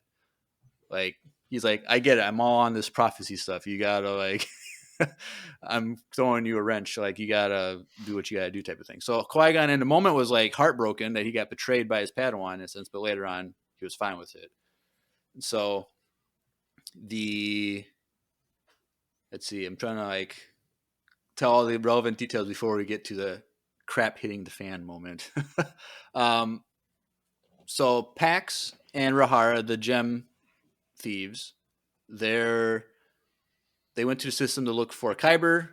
It's actually not Kyber on the moon. It's something called colon or Kohler. It's an R or an N? Colon Crystal. Colon crystal, yeah. which to the naked eye looks like Kyber, but it's not. And they discover that the colon crystals are what are powering the shields suits of the blackguards that the lightsabers are unable to penetrate, which is very interesting. And I think it was it saying that Zerka was not interested in the colon crystals, but the blackguards were stealing not. them. Yeah. The blackguard was stealing them. The blackguards were stealing them from these mining factories on the moon. And so there is a point where Obi-Wan shows his saber to Fanry and the inner workings of the saber, but like, hey, this is how it comes apart. This is how this works. Like, this is just how it works. And then here's the crystal in here, the Kyber crystal. This is what powers it. And she's like, oh, cool. I never knew all this. Blah, blah, blah. And we should have been like, took note of that when that happened, but we didn't. So the ceremony is underway. Oh, that's right. Still more details we got to go over. We should probably talk about the whole prophecy stuff in general in this book. We kind of touched on it, but that's a big discussion point. But if you're ever going to talk about prophecy with someone, what you should do beforehand is sit down. What should they do, Jeremiah? They should sit down at a nice comfy table and chair and maybe go talk over a cup of a hot beverage of some sort, like coffee or tea. And coincidentally, once again, just coincidentally, he said, just so happens, by the will of the Force, our sponsor for today is Wesley Andrews Coffee and Tea. So if you like coffee or tea, take a listen to this little commercial from our sponsor. Hey everyone, Andrew here. I'm pleased to tell you that the sponsor of today's episode is Wesley Andrews Coffee and Tea. If you don't know anything about Wesley Andrews, you definitely should. They're an award-winning coffee roaster and shop in Minneapolis, Minnesota, and they make fantastic coffee. The awesome thing is that whether you live in the Twin Cities or not, you can get their coffee beans delivered straight to your door by ordering them online. They even have a subscription service that ensures you never run out of amazing coffee. If you've been looking for some new coffee to try or a way to elevate your normal coffee routine, now's your chance. Head over to wesleyandrews.cc, use the code EMPIRERADIO, that's with a capital E and a capital R with no space at checkout, to get 15% off your first purchase of any bags of coffee or a coffee subscription. I can't think of a better deal. Get 15% off some great coffee, support a small business, and support your favorite Star Wars podcast. In the words of Emperor Palpatine, do it.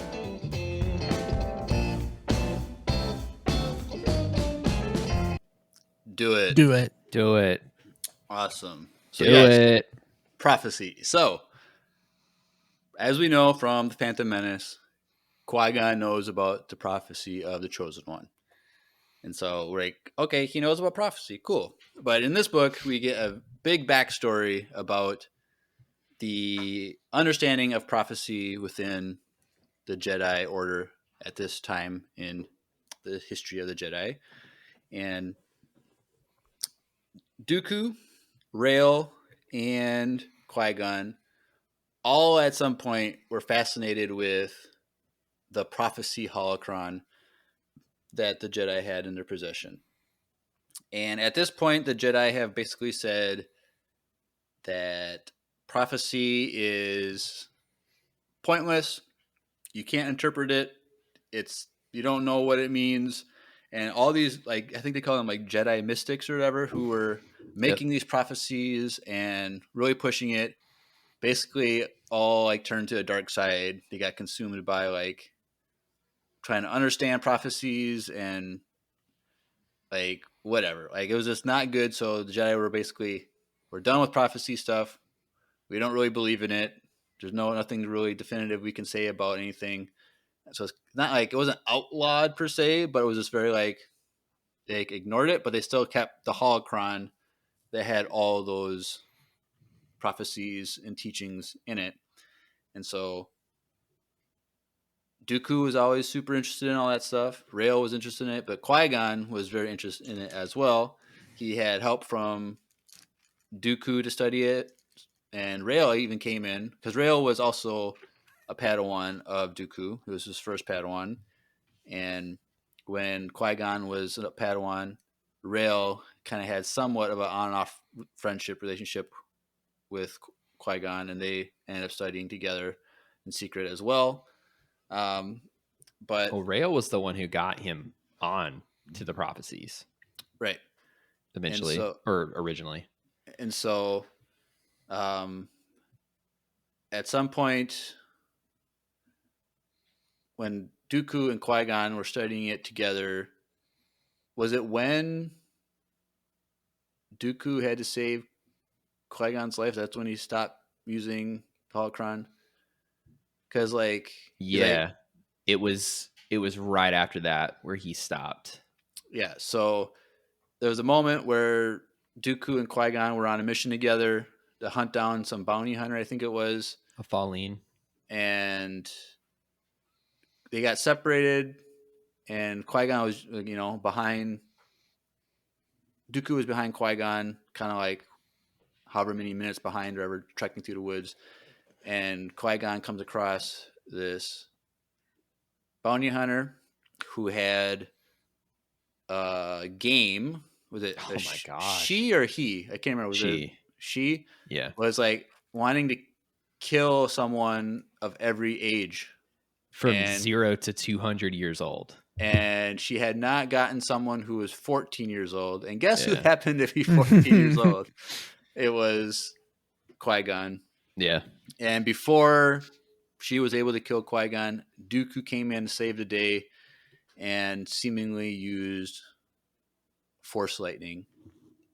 There ain't no seemingly about. Well, I was like, well, there's that Jedi version that's yellow. No. But I was like, this is not good either way. No. What is that called? I appreciate the benefit of the doubt. It was, I don't know. It's like freaking light of justice, or it was something weird like that. Like, hold on, let me. I think that is justice. I think that is like really? something like that, like something Jedi justice or it's like electric judgment. Oh, that's what. Which was what was happening to that that bounty hunter. Nah, but like it was like hidden from Qui-Gon. Like he couldn't see it, but it seems like he's like there's flashing and bright lights, but I don't know what was going on. And he mentions like the air feels more electrified, and his like hair was standing up, and like he could smell like burnt ozone. And I'm like, dude, Dooku's frying her. Yeah, she's crispy now. So then after this happened, Qui-Gon went to Dooku's personal quarters so like they could study again the holocron, and he gets there and Dooku's like, we're done with this stuff. It makes you think it could be he was learning that from the holocron. He couldn't. It was just prophecies. It was because it tempted you to the dark side just would rise up in a person to try and prevent something or to cause something, or they live in fear of what's going to happen. And so Dooku realized what was happening to himself by studying this with Qui-Gon, that he put an end to it, which is very wise of Dooku. Now, he could have made some other better choices along the way. Well, I think it's interesting. It makes me really wonder what the canon mechanic of Force lightning is. And I say that statement with this context. In Legends, in Plagueis, Force lightning is something that you can maybe it was in the Bane trilogy too. I don't remember. The stories begin to blur together after a while. But you had to be on the receiving end of the lightning to understand it. I think it was Plagueis, where Plagueis says that to Palpatine. Like, you can't fully, and he even mentions like the Jedi do have a version of this that is just like a laughable comparison to the true power of Sith Force lightning. But to learn it, you have to be on the receiving end of it to feel what it's like and then be able to use it yourself. And so it just makes me wonder, like, Yeah. what that's like in canon, you know, if like you can just learn it, or if like at some point Palpatine had to fry Dooku once, you know what I'm saying? But obviously, Well, we that's do Legends. see him fry Dooku in Clone Wars, which was pretty cool. I think he did it across space too. Right? Wasn't Dooku like in his palace, and then he failed, and Palpatine was able to force lightning him, like Vader was able to force choke someone through a hog. Maybe I don't know. Thing? Force lightning was like Palpatine's thing. Right. Mm-hmm. Like I feel like he'd used Force lightning more than he would. Like he would do that That's before he reached for his literally how he lightsaber. died. Yeah. Hashtag unlimited power. Hashtag you got 2 lightsabers. That's what. Anyways, we're not going to talk about the sequels and that. Dual wielding is a superior way of stances. That's my main. That was my go-to. Apparently, it's the ultimate defense against the most powerful Sith lightning in the known galaxy. Just 2 lightsabers. 2 is better than 1, Andrew. Well, it has to be in the X formation though. Yeah, Oh yeah, it's all about X's, bro. If it was equal if sign, it was a T, yeah, or minus, no. Bro, just go through the middle. Yeah, Yeah, that wouldn't be very good. But yes, so prophecy throughout the book, like the discussion of it is one of the main things throughout this whole book. But what ends up happening is Qui-Gon himself has a vision, a dream, something that at the coronation ceremony and treaty signing, crap is going to hit the fan. People are going to die. He worried about Qui-Gon's life. He worried about Fanry. He didn't know what was going on because it was just a vision, dream thing. Like, there's no way to know exactly how it's going to play out. And he even, like, after this dream vision thing, he goes to where the ceremony is going to take place, where he'd never been yet, to see if anything he saw in the vision was there. And he's like, there was stuff in this room that I'd never seen before because I was never been in the room that was in my vision. And so he was convinced that something bad was going to happen. And that's also one of the reasons why he didn't want to participate in the ceremony and be inside the treaty, because by being there, he felt like it was going to be, him being there was necessary for what was going to happen. So if he wasn't there, then it wouldn't happen. It's like That's So Raven. Did you ever watch that show? No. I did. You know how like she would have every freaking episode, she'd have the vision towards the beginning, and she would do everything in her power to stop it from happening, and she would just end up being the one that caused it to happen. That was literally like that's So Raven in a nutshell. Yeah. And that's what it reminded me of. He's like, well, if I'm not there, it can't happen. Dude, it's gonna happen anyways. Just be there. So, but as the story progresses, he's like, my presence in the dream is necessary. Yeah. For me, I have to be there to see what is going to happen. Maybe I'm supposed to be there to protect someone, to save someone. So he ends up going last minute, saying, I'm going to go to the ceremony. And so they're at the ceremony. Obi-Wan is there to be part of the treaty signing. And so he's there with Darren, what was it? The Spear Keeper? Skykeeper. Skykeeper. That's what it was. Jeremiah said the spear keeper. I don't know. I can't remember what it was. No, he gets speared with a sword. Spoilers. That's what happens. Spoilers. Yeah. But the Skykeeper is there to like, I don't know, was like in charge of like the coordination of like to put the crown on the head to like whatever. And he does this. He puts the crown on her, I believe.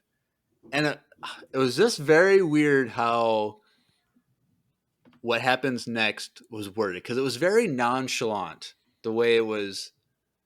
Like, I don't know, with the audiobook when I was doing it, like, even the narrator was very like nonchalant with it, just like how it was supposed to be like to everyone else that was watching what was happening. Because during this ceremony, the Skykeeper gives Fanry a ceremonial like knife sword thing. No, it's a sword. It was a sword? Oh, it's a sword. Okay. Like it's a full stabby, slicey blade. Slicey dicey.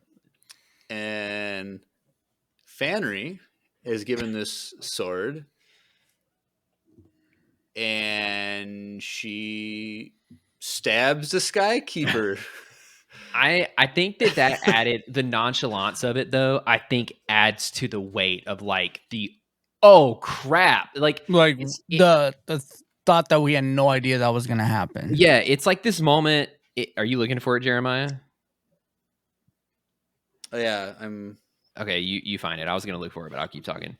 But it's just this like we've all had a moment where seemingly out of nowhere something happens, and it takes your brain a split second to be like, wait, what?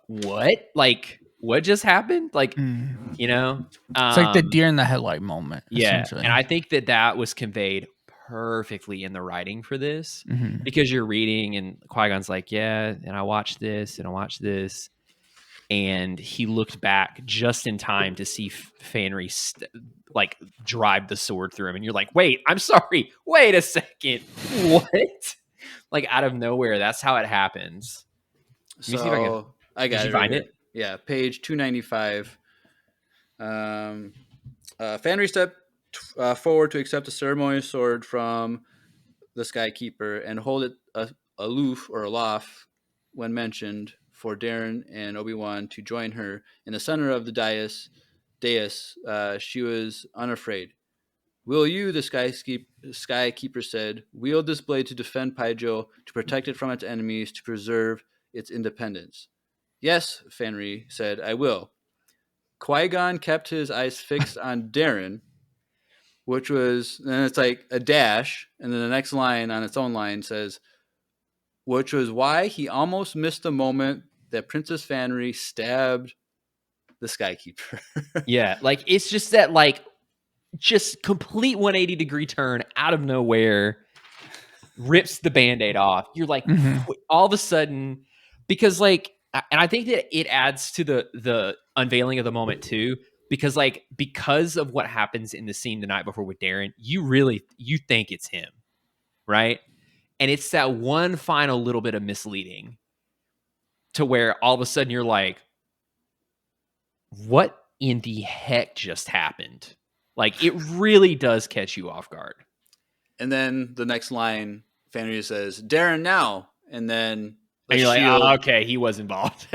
Yeah. The shield, like a gold shield type thing, surrounds where her and Darren are. Obi-Wan's in there, and now the Skykeeper who has been stabbed is there. And so everyone's just like, what the heck is going on? Rael is like, he's about to faint. He doesn't know what to do. Qui-Gon is like, what's going on? And basically she's like, hey guys, I am part of the Blackguards. I am the real opposition. I am against Circa. I am against this treaty. I am not some weak little girl that doesn't know what she's doing.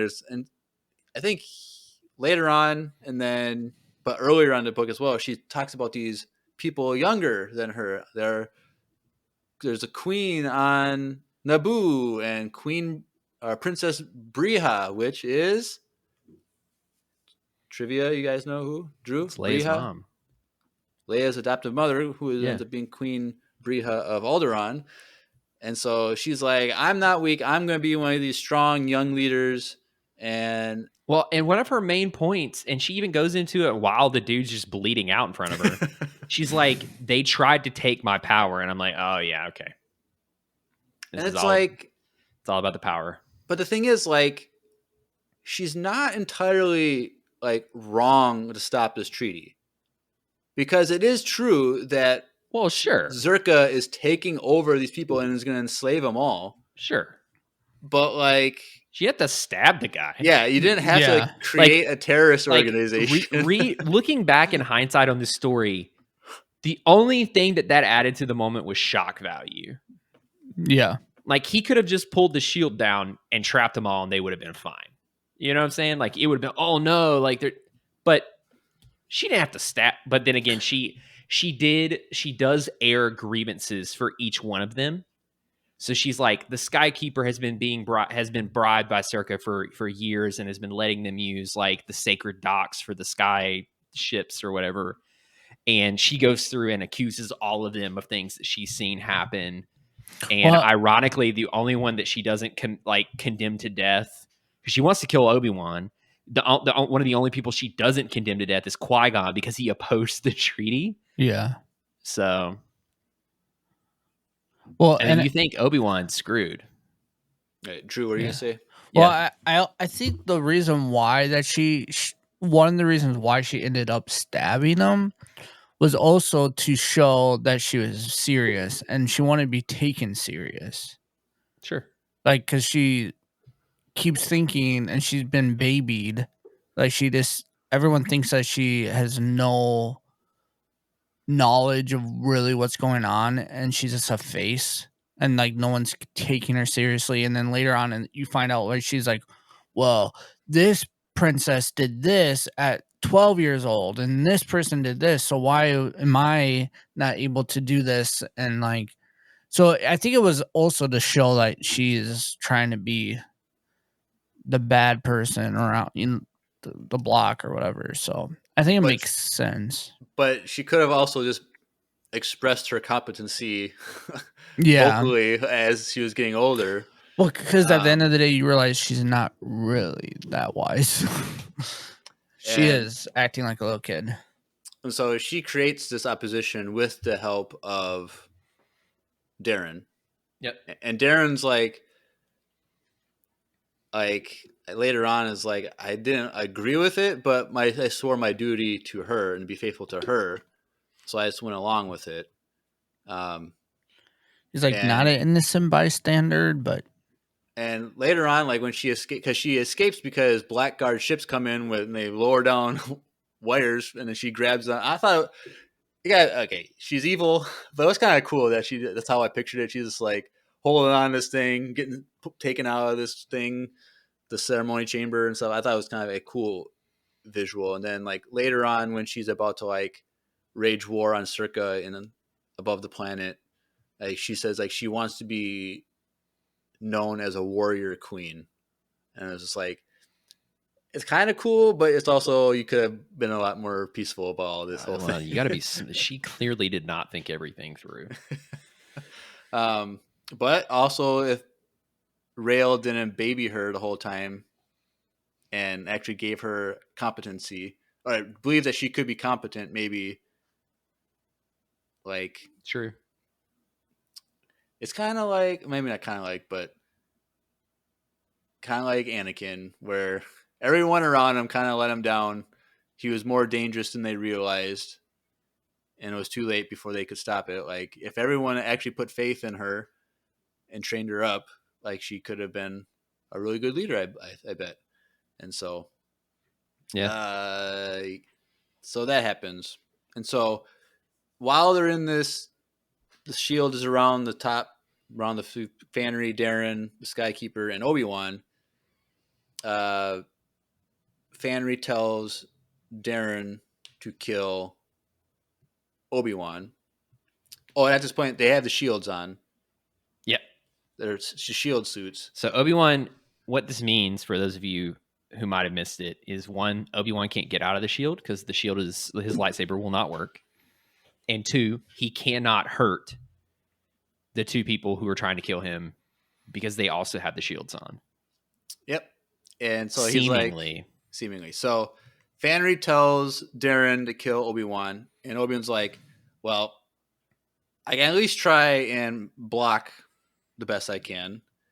So he ignites his saber, and it turns orange.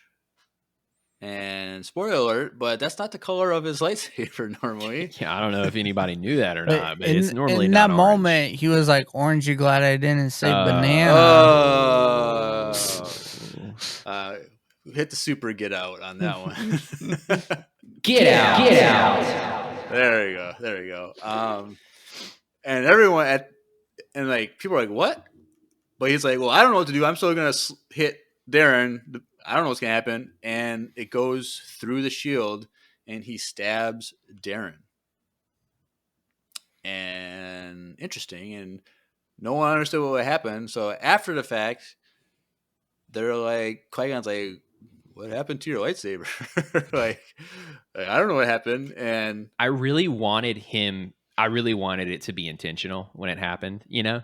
Mm-hmm. Like I really wanted, what I wanted to happen was, yeah, Obi-Wan went behind his back, but part of the plan was for Obi-Wan to be there. He will have figured out the whole crystal thing, and all of it was part of the plan with the council. And then Obi-Wan was like, I don't know what happened. I was like, that would have been cool, because like if it was like Yoda's idea or plan, like yeah, he actually saw the future enough to like plan it out, like that would have been cool. But or they already knew about colon crystals. yeah, like, oh yeah, they still work in lightsabers, just they're just weak, not as strong or whatever. Yeah. And so, but like I get why it had to happen. Like I still love this why it happened in the story, but and so what we find out is that inside Obi-Wan's saber is a colon crystal, that his kyber crystal was taken out, and that they learn that Fanry, who saw how his lightsaber worked because Obi-Wan showed her, took it apart, took out the kyber crystal, and put in a colon crystal, hoping that it would not work, so that when they went to kill him, he would have no defense. And the reason that they put the colon crystal in there in the first place was so that the lightsaber weighed the same, so he wouldn't feel the difference in weight, which begs the question of, are kyber crystals really that noticeably heavy, or are this Jedi just so familiar with the weight of their saber that I would say that. An ounce. I would say that. So Fanry was, as Thrawn would say, the architect of her own destruction. Boy, was she ever. Mm-hmm. That backfired big time. And so that's that. And so the other big storyline that we kind of haven't talked about was that when Obi-Wan and Qui-Gon were investigating on the moon, and they came across one of the factories, they were fighting there, blah, blah, blah. Rahara was so concerned about their safety, she went in to go try and help them with their starfighter, and she gets shot down, and one of the droids or whatever from the factory is going out getting slaves and bringing them into safety, and comes across her, and she's at this point she removes her like chip from her wrist or whatever. Yeah, she has a scar and stuff from it, but she removed it so that she'd be free from slavery. But this droid does a facial scan on her and says that she is property of Zerka Corporation. And I felt so sad. Yeah. That was a very intense moment. Oh, I was so sad about that. And so later on, it's like, yeah, they upgraded to facial recognition. I'm like, of course they did. Okay. And it's an iPhone, man. You got to get the new upgrade. Apparently. Yep. And so she's taken back into slavery. And so Pax, her business partner, but also really cool character. They're like they don't want to talk about their feelings about each other, but they're there. But when Rahara's taken, Pax is like, it's worth noting really quickly that Pax has a tragic backstory. So he was on a ship. and pirates raid the ship. And when he was a kid, and he was the only humanoid person, like sentient being, small enough to fit into this like air duct. He ends up being the only one left alive, and then he isn't found for 15 years. Mm-hmm. And the only things he has on the ship, like apparently they had tons of food. Like he never had to worry about food or anything like that. But the tragic part is that he's raised by the like 300 something protocol droids that were just on the ship. So Yeah. like think 300 C3POs. Yep. And those are your Your 15 parents. years. The Of only raising. things you interact with is protocol droids. But they were like not just C3POs, but they're like G3POs, Yeah. and D3POs. I'm like, There's a lot of them. I want to know who all these different variations are, but yeah. So I was sad for that. yeah. So Pax, he's very like a protocol droid, very about the facts, to the point, no emotions. Rahara, she's more Normal. normal. Yeah, he's she's a just robot normal. essentially. He's she's- just a robot, and then Yeah. she's just normal. But he has his grief and realizes that I need to save her because he's in love with her, basically. And so what happens is Qui-Gon, Obi-Wan, Rael, they go to the space between the planet and the moon where the Blackguards and Fanry. Yes. Where Fanry, Planet between planet. Darren, and the Blackguards are going to attack the Zerka ship that has all the slaves on it that were like they were evacuated because of the I forgot, why are they all on the ship again? They get all evacuated from the system and are put on that. Yeah, it's ship. because of the attack. Yeah. I'm pretty sure. From the ceremony, or was it from the factory attack? It was the Qui-Gon. factory attack. Factory I think attack, it was yeah. direct enough that they were like, "Whoa, we gotta get everyone, all of our Assets. yeah, that's a nice way to put it. Back to the ship." And so Fanry and the whole defense fleet, that military fleet or whatever that they have, are going to blow up the Circa ship. But at the same time, Pax is trying to save Rahara. And so basically, Obi-Wan and Pax, they take a ship to the Circa ship while Obi-Wan and Rael are a distraction with a tractor beam on Fanry's ship, trying to keep it out of range from the Circa ship. And so Pax, he's gonna go save his woman. Obi-Wan is in the docking bay with the ship for the quick escape, and basically once Pax finds Rahara, alarms and systems, things are going in lockdown, and the ship that Obi-Wan's in basically goes on autopilot and starts killing all these droids and is flying through the corridors of the ship. Now and then ends up is pod racing. That's yep. It's a similar experience. You can't deny.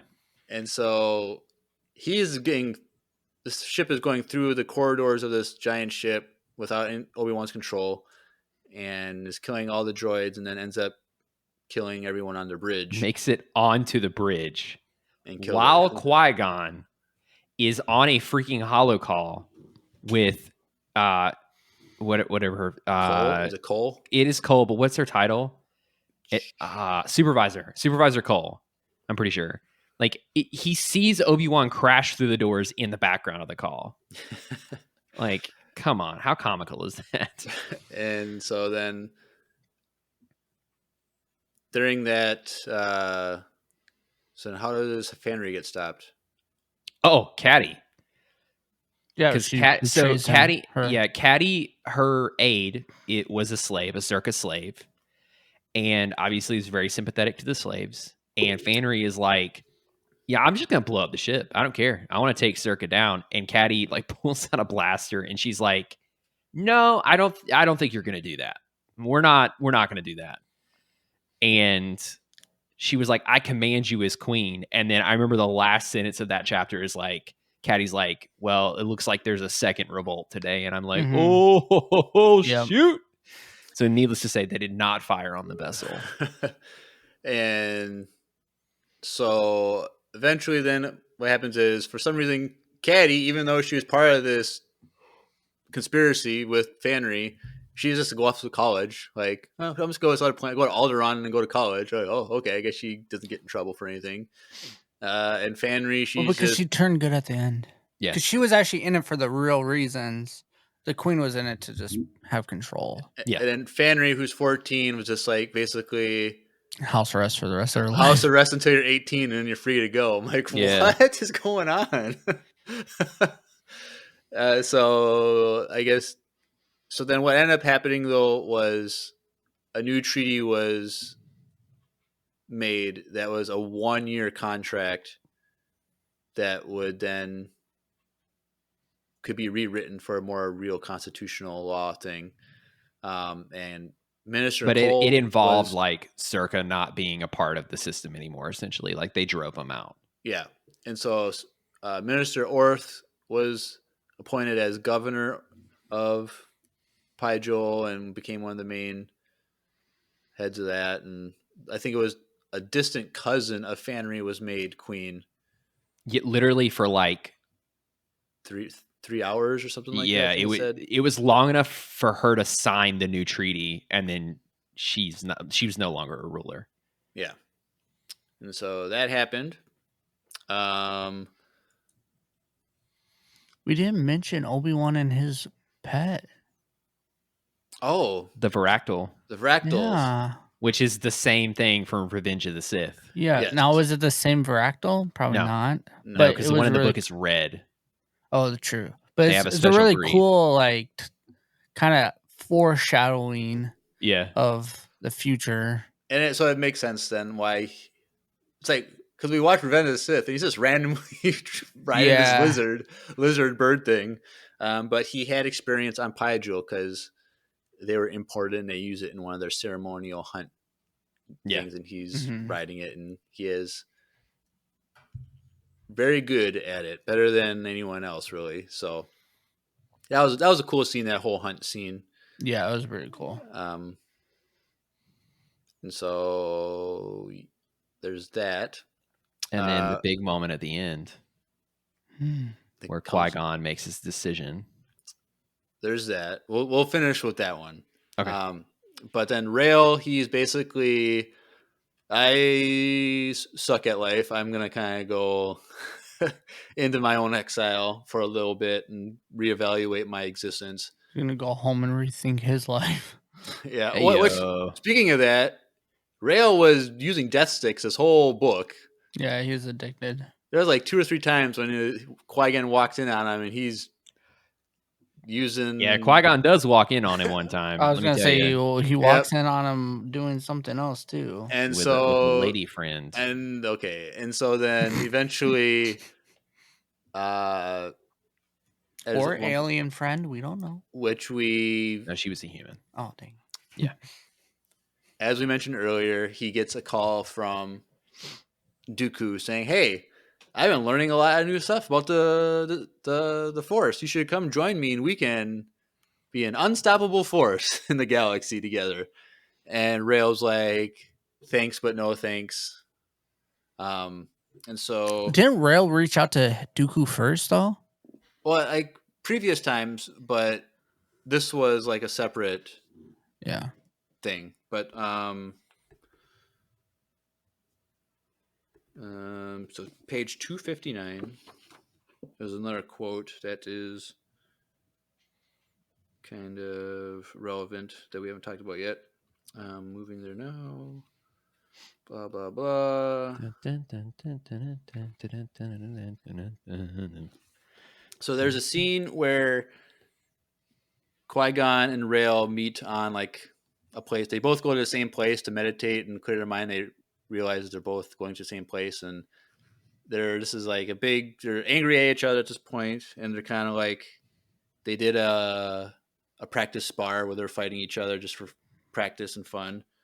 And they're arguing, and Rail says this, but Rail remained undaunted. Dooku left the Jedi.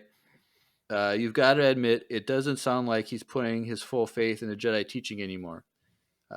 Do you still have faith? Qui-Gon asked, taking a step forward. Their lightsabers weren't touching, but were so close, sparks crackled between them.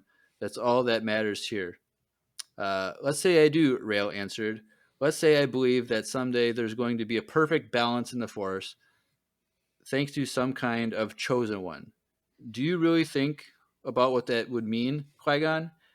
It would mean that darkness would be just as strong as the light, so it doesn't matter what we do, because in the end, hey, it's a tie. It doesn't matter which side we choose. Qui-Gon straightened and deactivated his blade. Rael took a step back, lowering his lightsaber, but kept it on. It matters, Qui-Gon said quickly. It matters which side we choose. Even if there will never be more light than darkness, even if there can be no more joy in the galaxy than there is pain, for every action we undertake, for every word we speak, for every life we touch, it matters. I don't turn toward the light because it means someday I will win of some sort of cosmic game. I turn toward it because it is the light. And so, Yeah, it's on the back of the book too. yeah. And so there's this kind of like, one, this is like a very interesting look on what having balance in the Force is, which we've talked a lot about. But here, this is like what Rails describes as balance of the Force is kind of not what we've seen in the Skywalker saga, because in the Skywalker saga, it's basically balance in the Force means no dark side or the defeat of the Sith. But here it's very much there's equal light, equal dark, and so I should just make a note that one of the big things that is expected to be coming out in the Acolyte series is that the director is going to be focusing on this idea of the balance of the Force, that there is an equal amount of dark and an equal amount of light, and that is the balance. And so, and I believe when Rael talks with Dooku, he says, "I'm choosing the light because it's the light," type of thing, using Qui-Gon's wisdom. Yeah, he does. Mm-hmm. And so I thought that was cool that Qui-Gon was able to get through to Rael, and Rael chose the light when he seemed to have not necessarily turned to the dark side, but he was at a vulnerable place where He could have easily. He could have joined Dooku, and things could have been really bad. Yeah. So that's the last we heard from Dooku until Tales of the Jedi that kind of retconned it or didn't. We don't know. Confused it. Shook Shook it up. it. Dave Filoni loves to shake it up. I don't know if he reads books. Sure he does.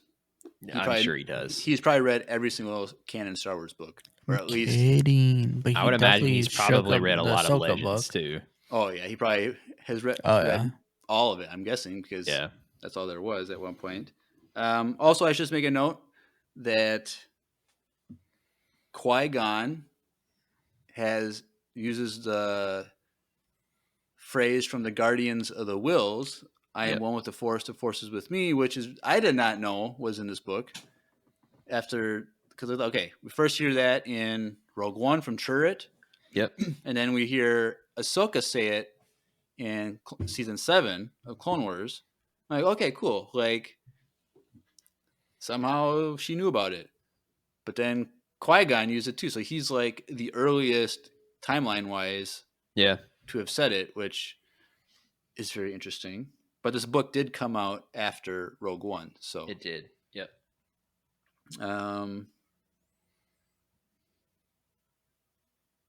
And so, so then Qui-Gon goes to the Jedi Council and says, "Thanks, but no thanks," which is kind of interesting that Rael declines Dooku's offer. Yep. And then Qui-Gon declines the Council's offer, both because they each thought the other side was not in alignment with the light.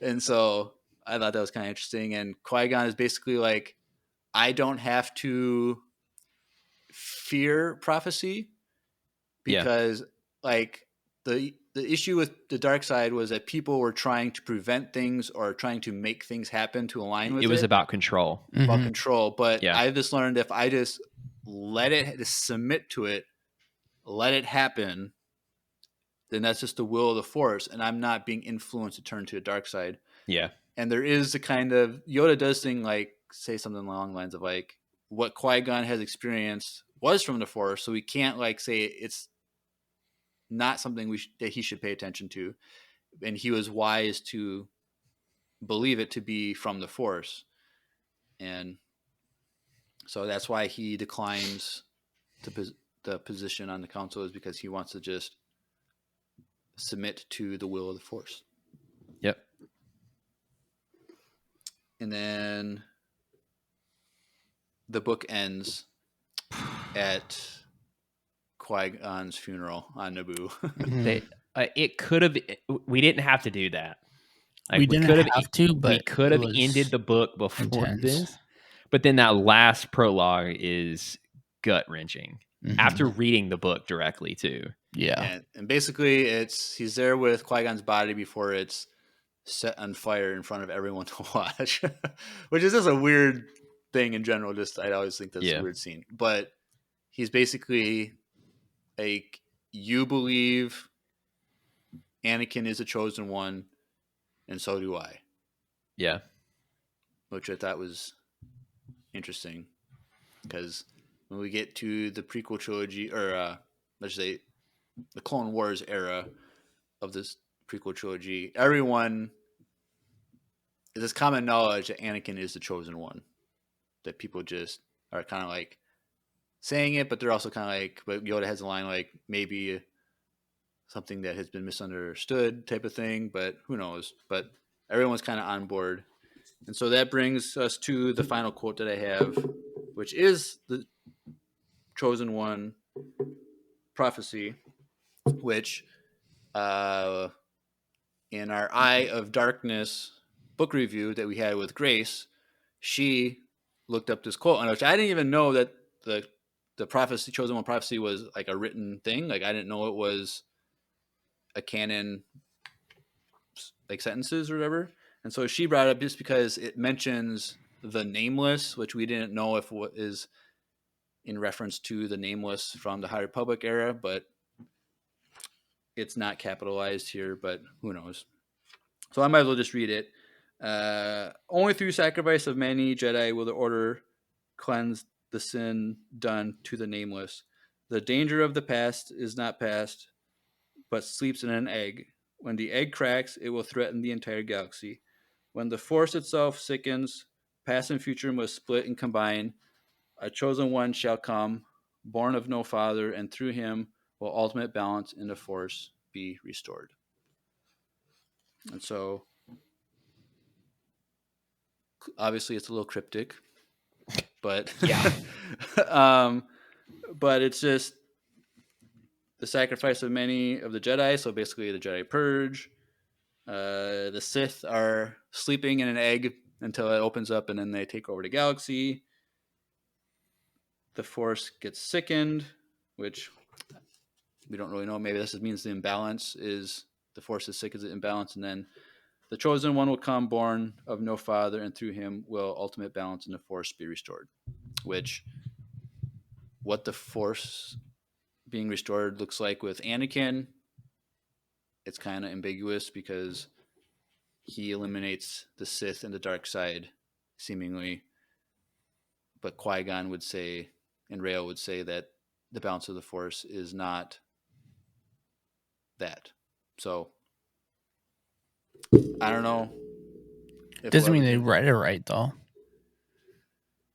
Yeah, but Anakin does say in The Rise of Skywalker, bring balance to the Force as I once did. Mm-hmm. So, like, at least he believes he did. Now, whether or not he could still be wrong, he could still be wrong about what that prophecy means, and he's just saying that. or Disney could be wrong. Oh, okay. No, well, it's a longer story. So that's Master and Apprentice By Claudia Gray. by Claudia Gray. And so In I a wish there nutshell. was, in a nutshell, we went through this a lot faster than I thought we were. But I kind of wish there was a sequel to this book to see them working together, because eventually they realize that they're a good team and that they're put together for a reason, and they start to actually get better. And so it's like, it'd be cool to see them work very well together. Yeah. Besides the little bit that we get in episode 1. Right. So Did you know that there is a now Legends series of Jedi? I'm going to butcher this. I'm going to look it up.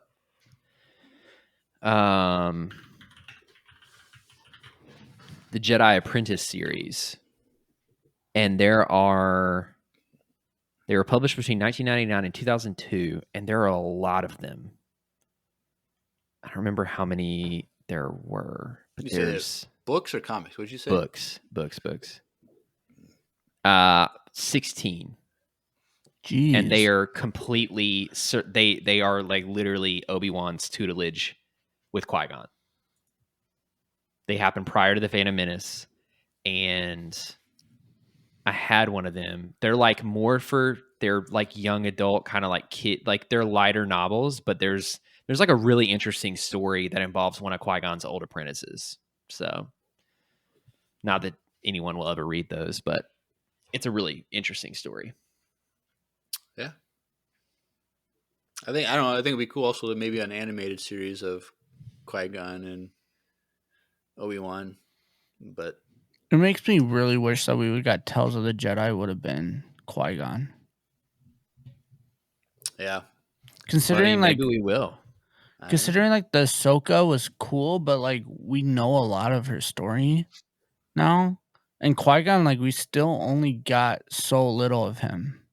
I mean, maybe it wouldn't be far-fetched during the year of the 25th anniversary for the Phantom Menace for them to add that during season 2. Yeah, but I would feel be like they're very- going like Tales of the Empire, It's Tales gonna be of something different every Sith, Tales of bounty hunter. Yaddle or whatever. I would be content with Mando a series about Qui-Gon and a series about Mace, because that's one of the ones that people think we're getting in the fall. Well, it is, because the book is after Qui-Gon's death. He has a special message for Mace to go on a mission for him. So I think we're going to get a lot of Qui-Gon in that book and his relationship with Mace, which I'm excited for. That comes out in October. Shatterpoint is wild. Well, you're supposed to do an EU with Andrew on that, and then I'm not going to do that unless y'all both read it. What? What? That's lame. You already agreed to do the without that. You don't want to read a book, a Star Wars book? I will read the canon one that's coming out this fall. That gosh, it's so good. That was the whole. You already agreed to doing. We had the EU whole with plan. Andrew. I know, and then but like we're gonna read the canon. y'all gotta read it. It's so good. But it's not canon. I hate these ultimatums when you like force her hand to like. So just because it's not canon, look, half of the non-canon stuff is better than the canon stuff. I know you make that claim, but I have yet to be fully impressed. Like, not with all of it. There's some really bad legend stuff out there. Trust me. Like, there's some weird stuff. But, like, realistically, there are better stories out there than what we've got from Disney so far. Not all of them. There's obviously Thrawn, which happens to be written by freaking the same person who wrote the Expanded Universe novels. All I know is, of the three of us, I like more of the Disney era than you two. So, look, there is a reason why the shelf behind me is full of books, and it's not just canon books. Okay, I don't buy them just to collect them. I buy them because they're like legitimately good stories. And there are some, like I said, there have been some, like the Jedi I enjoyed Apprentice. Plagueis. I joined the Maul one. I really liked the Trooper one. What if I read it and then Sure. Jeremiah just listens? All I'm saying is it's I Mace don't mind Windu. on his home planet in the midst of a really, really dirty civil war. And the whole purpose of the mission is to go bring Depa Billaba, his Padawan, back because she's seemingly fallen to the dark side on the planet. It's heavy. Like there are some really intense emotional moments in that book too. So it's not just like a throwaway story either. And there's a lot of Mace questioning the Jedi Code and the Jedi Order too. So I'm saying it's really good. It's really good. I would not just write something off because it's not canon anymore. I don't know. That's the whole point of the EU with Andrew is for you to. I know, but like it's always more fun if like it's not just me like giving a school lecture. You know what I'm saying? Yeah, but the fans. But like everyone that. loves your lectures. Yeah, I know. Yeah. This is like the most thing that everyone. They said the best episode we ever done was that 4-hour episode. Like, I don't think so. I don't think anymore.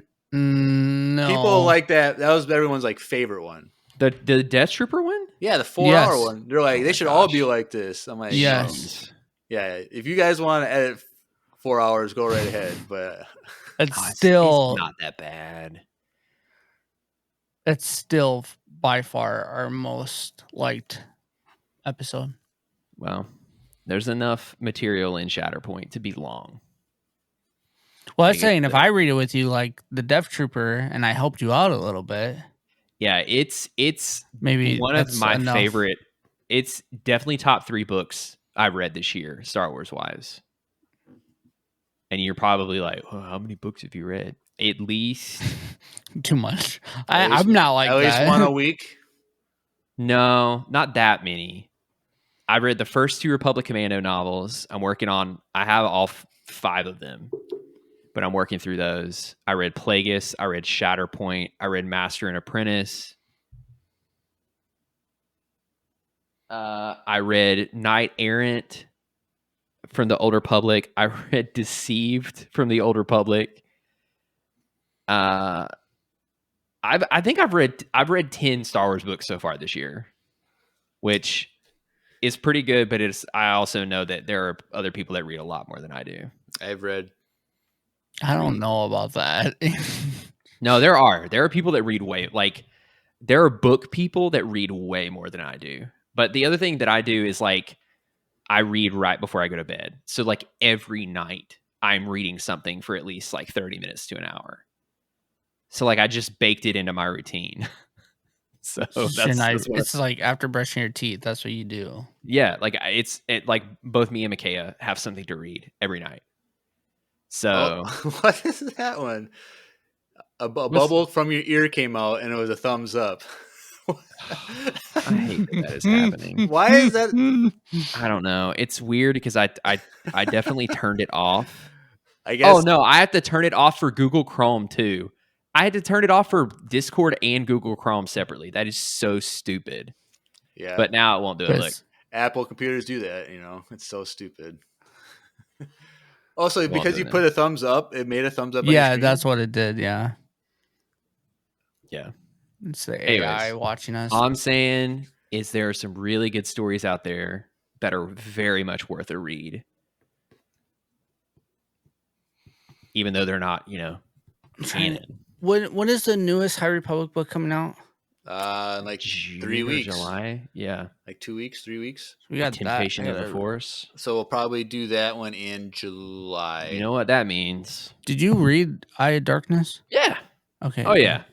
Oh yeah, I did. And I knew that relationship was gonna be a thing from the beginning. I could tell. What relationship?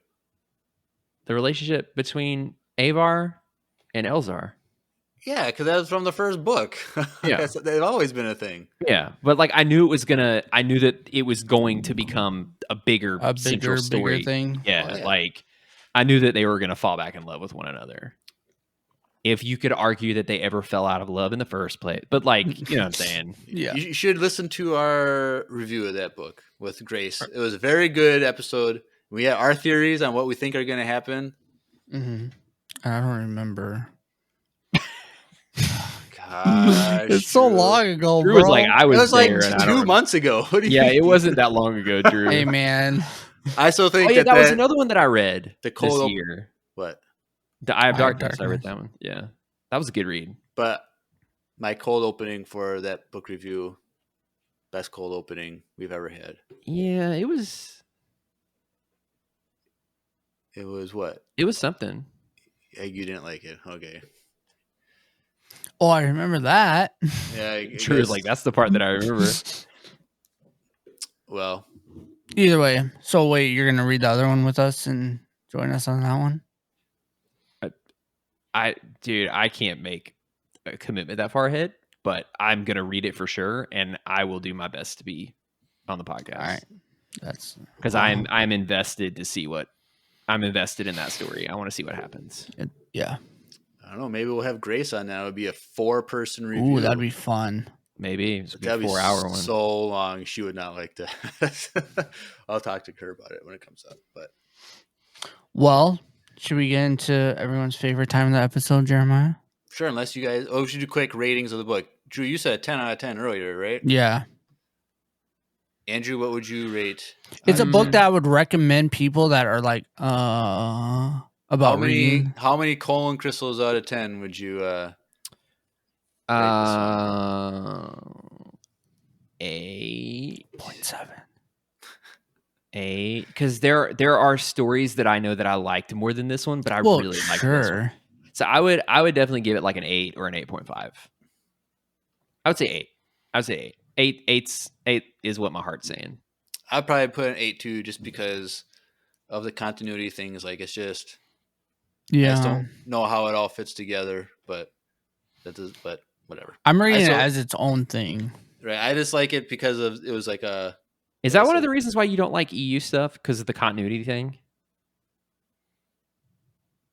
Well, there's that. Like I don't want to get Confused. canon and non-canon mixed. Oh. But also, it's just weird. The EU is just weird stuff.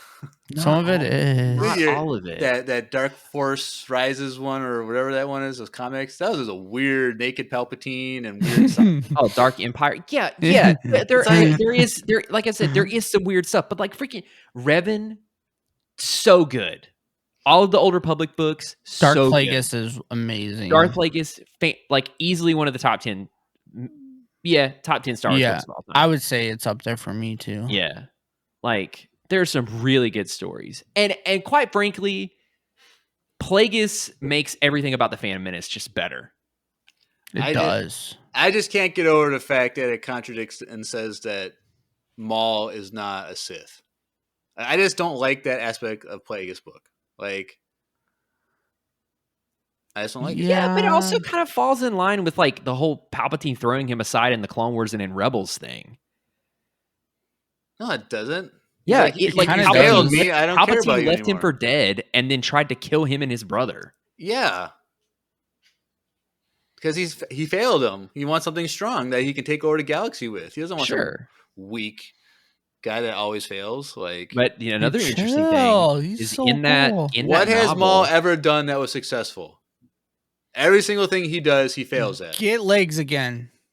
Yeah, That wasn't his Drew's- idea. Nah, Drew's got you. Nope, but Drew's got you there. He did get legs very successfully. But he didn't do it. The Night Sisters He was did also it. the only successful person to figure out Luke was the chosen one. Facts. But he didn't know Luke specifically. He said that the chosen one is there, but he doesn't know.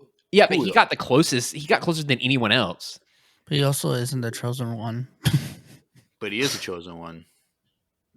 Well, Uh. look, I'm saying the other interesting thing about that book is that Maul is given to him by a child or by a mother. She's like giving him away to protect him from Mhm. being killed. Like he's given to Palpatine at a very, very young age. And it's really cool to see Plagueis from the balcony and seeing Anakin Just from watching afar that scene. and yeah. like instantly know something's up with this kid and instantly afraid of him from afar. It just adds some cool stuff to it. Yeah, Yeah. it's not canon, but it gives me hope that they can do something like that and make it canon. I don't know. I'm not really impressed by it. You need to read it. Yeah. You'll like it. I know you'll like it because everything that I've said you've liked. You Freaking like it. Darth Bane's story, that trilogy is amazing. Revan's amazing. Plagueis is amazing. You liked the Thrawn trilogy, the EU Thrawn trilogy, didn't you? I don't really remember any of that. Oh my gosh. I remember that crazy Sabaoth guy and Mara Jade. The Dawn of the Jedi book is really good. I'm trying to. Oh, Cheeto's here. What's up, buddy? The Death Troopers, Red Harvest. Death Troopers, you like that? That was good. That was fun. I just feel that a lot of the EU is more like Magical. No, Like more crazy. more like sci-fi, Yeah. like Potentially written by like a like Trekkie. 80s, 90s sci-fi, Yeah. which has its Yeah. own weird like aesthetic and like Well, I mean, it was written in the 90s and early 2000s. When was Plagueis written though? Plagueis was 2005?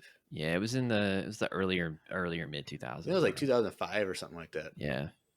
Plagueis doesn't feel like what you're talking about, Jeremiah. No. Plagueis is does in a not. league of its. Yeah, It really doesn't. It has its own.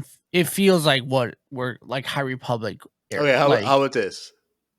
This is my only offer. Oh, here we That go. you're ever gonna get from me, Andrew. Oh, You said that you're not gonna do the canon Mace Windu book unless I read the Shatterpoint book.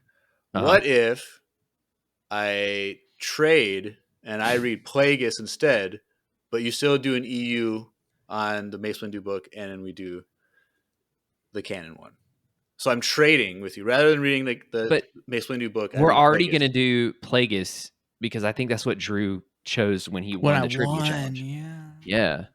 Yeah, but that was supposed to happen like months ago. Well, it's not his fault that stuff came out. Yeah. And continue to come out. Oh, dude, it's the way of the Force. It's still happening. Before I die, I want to see you, Jeremiah, like really like an EU book.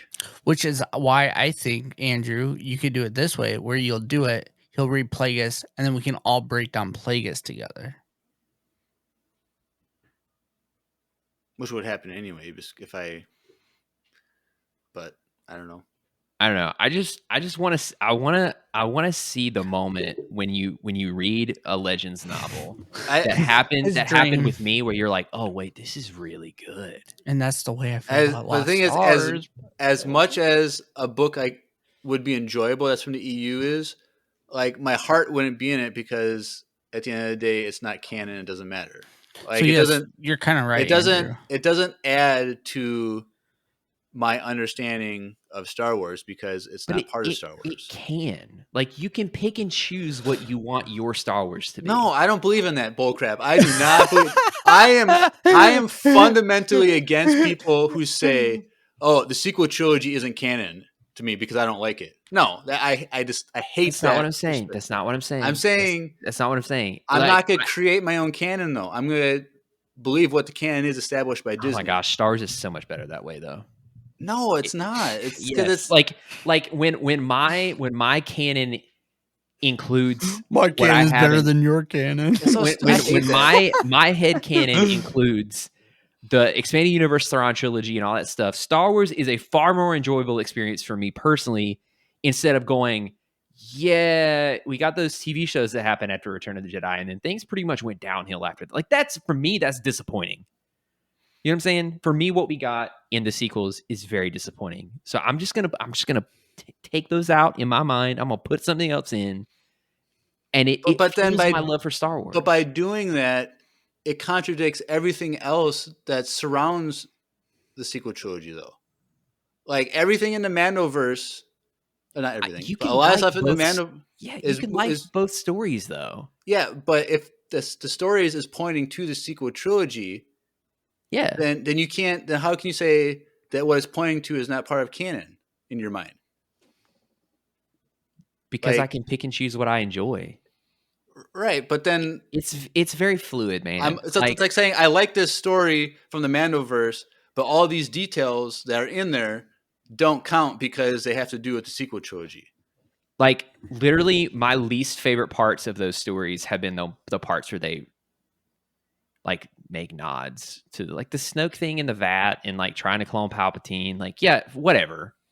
But like Mando is a good story But that's an EU thing. Like that Dark Empire Sure. thing. Sure. That was like that But was 75% of that is what we got in the sequel trilogy, but you hate the sequel trilogy. Oh, okay. yeah, because it was executed much more poorly. I don't know. And stuff with like, you haven't watched Bad Batch season 3, but like that is so relevant to pointing to the Mandoverse and the sequel trilogy. Like it's so much better. It makes the sequel trilogy better. It does.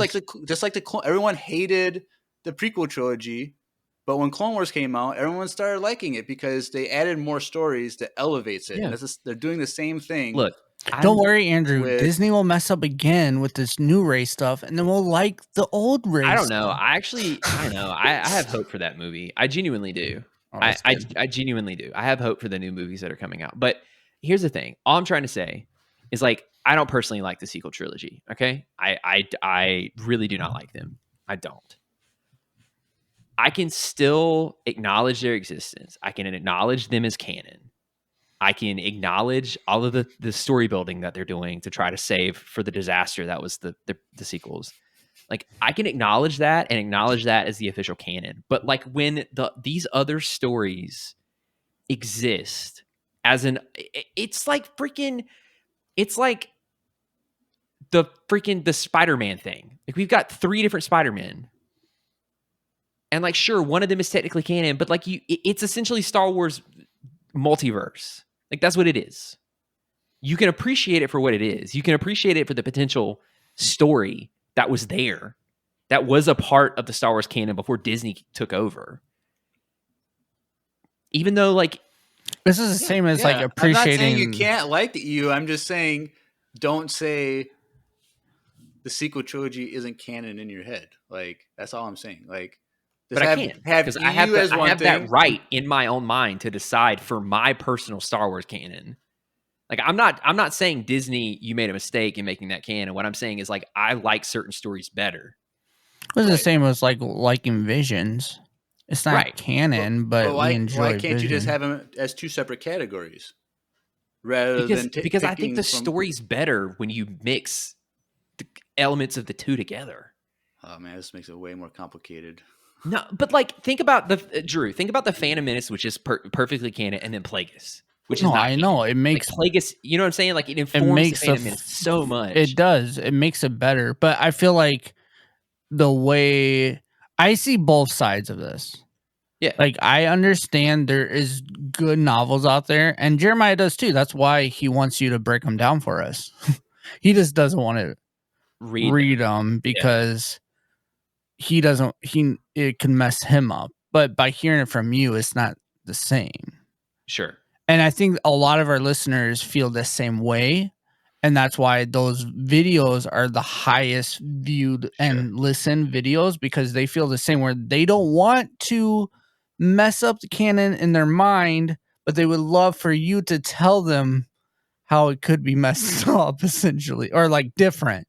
So they would prefer it from your point of view to them of that story. And I think that's why it's the EU with Andrew is the best thing that Empire Radio has ever done, and I'll stand on that.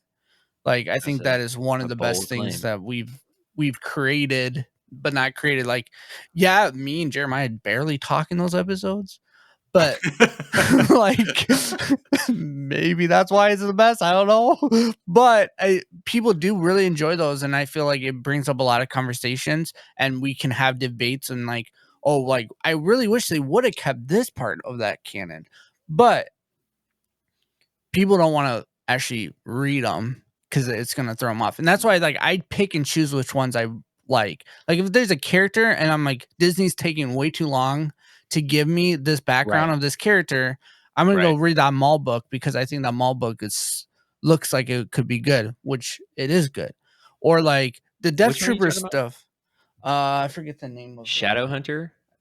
me. It's the Or is one it with him with chains. Lockdown. Lockdown. Yeah. That one was really good. I I read haven't that read that like one a yet, but I've long heard. time ago. Yeah. But like stuff like that, or like, which I think is why also Jeremiah really wants you to break down that episode, because to see it from the non-canon version and now the canon version, I think that's gonna kind of create a really cool conversation. Sure. Now that we spent 40 minutes on this part of the episode, voicemails, yeah, Let's do it. let's do it. All right. Cool.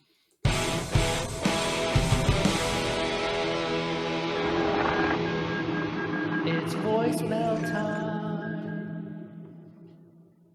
All right. Cool. Well, we only have one voicemail tonight, Aww.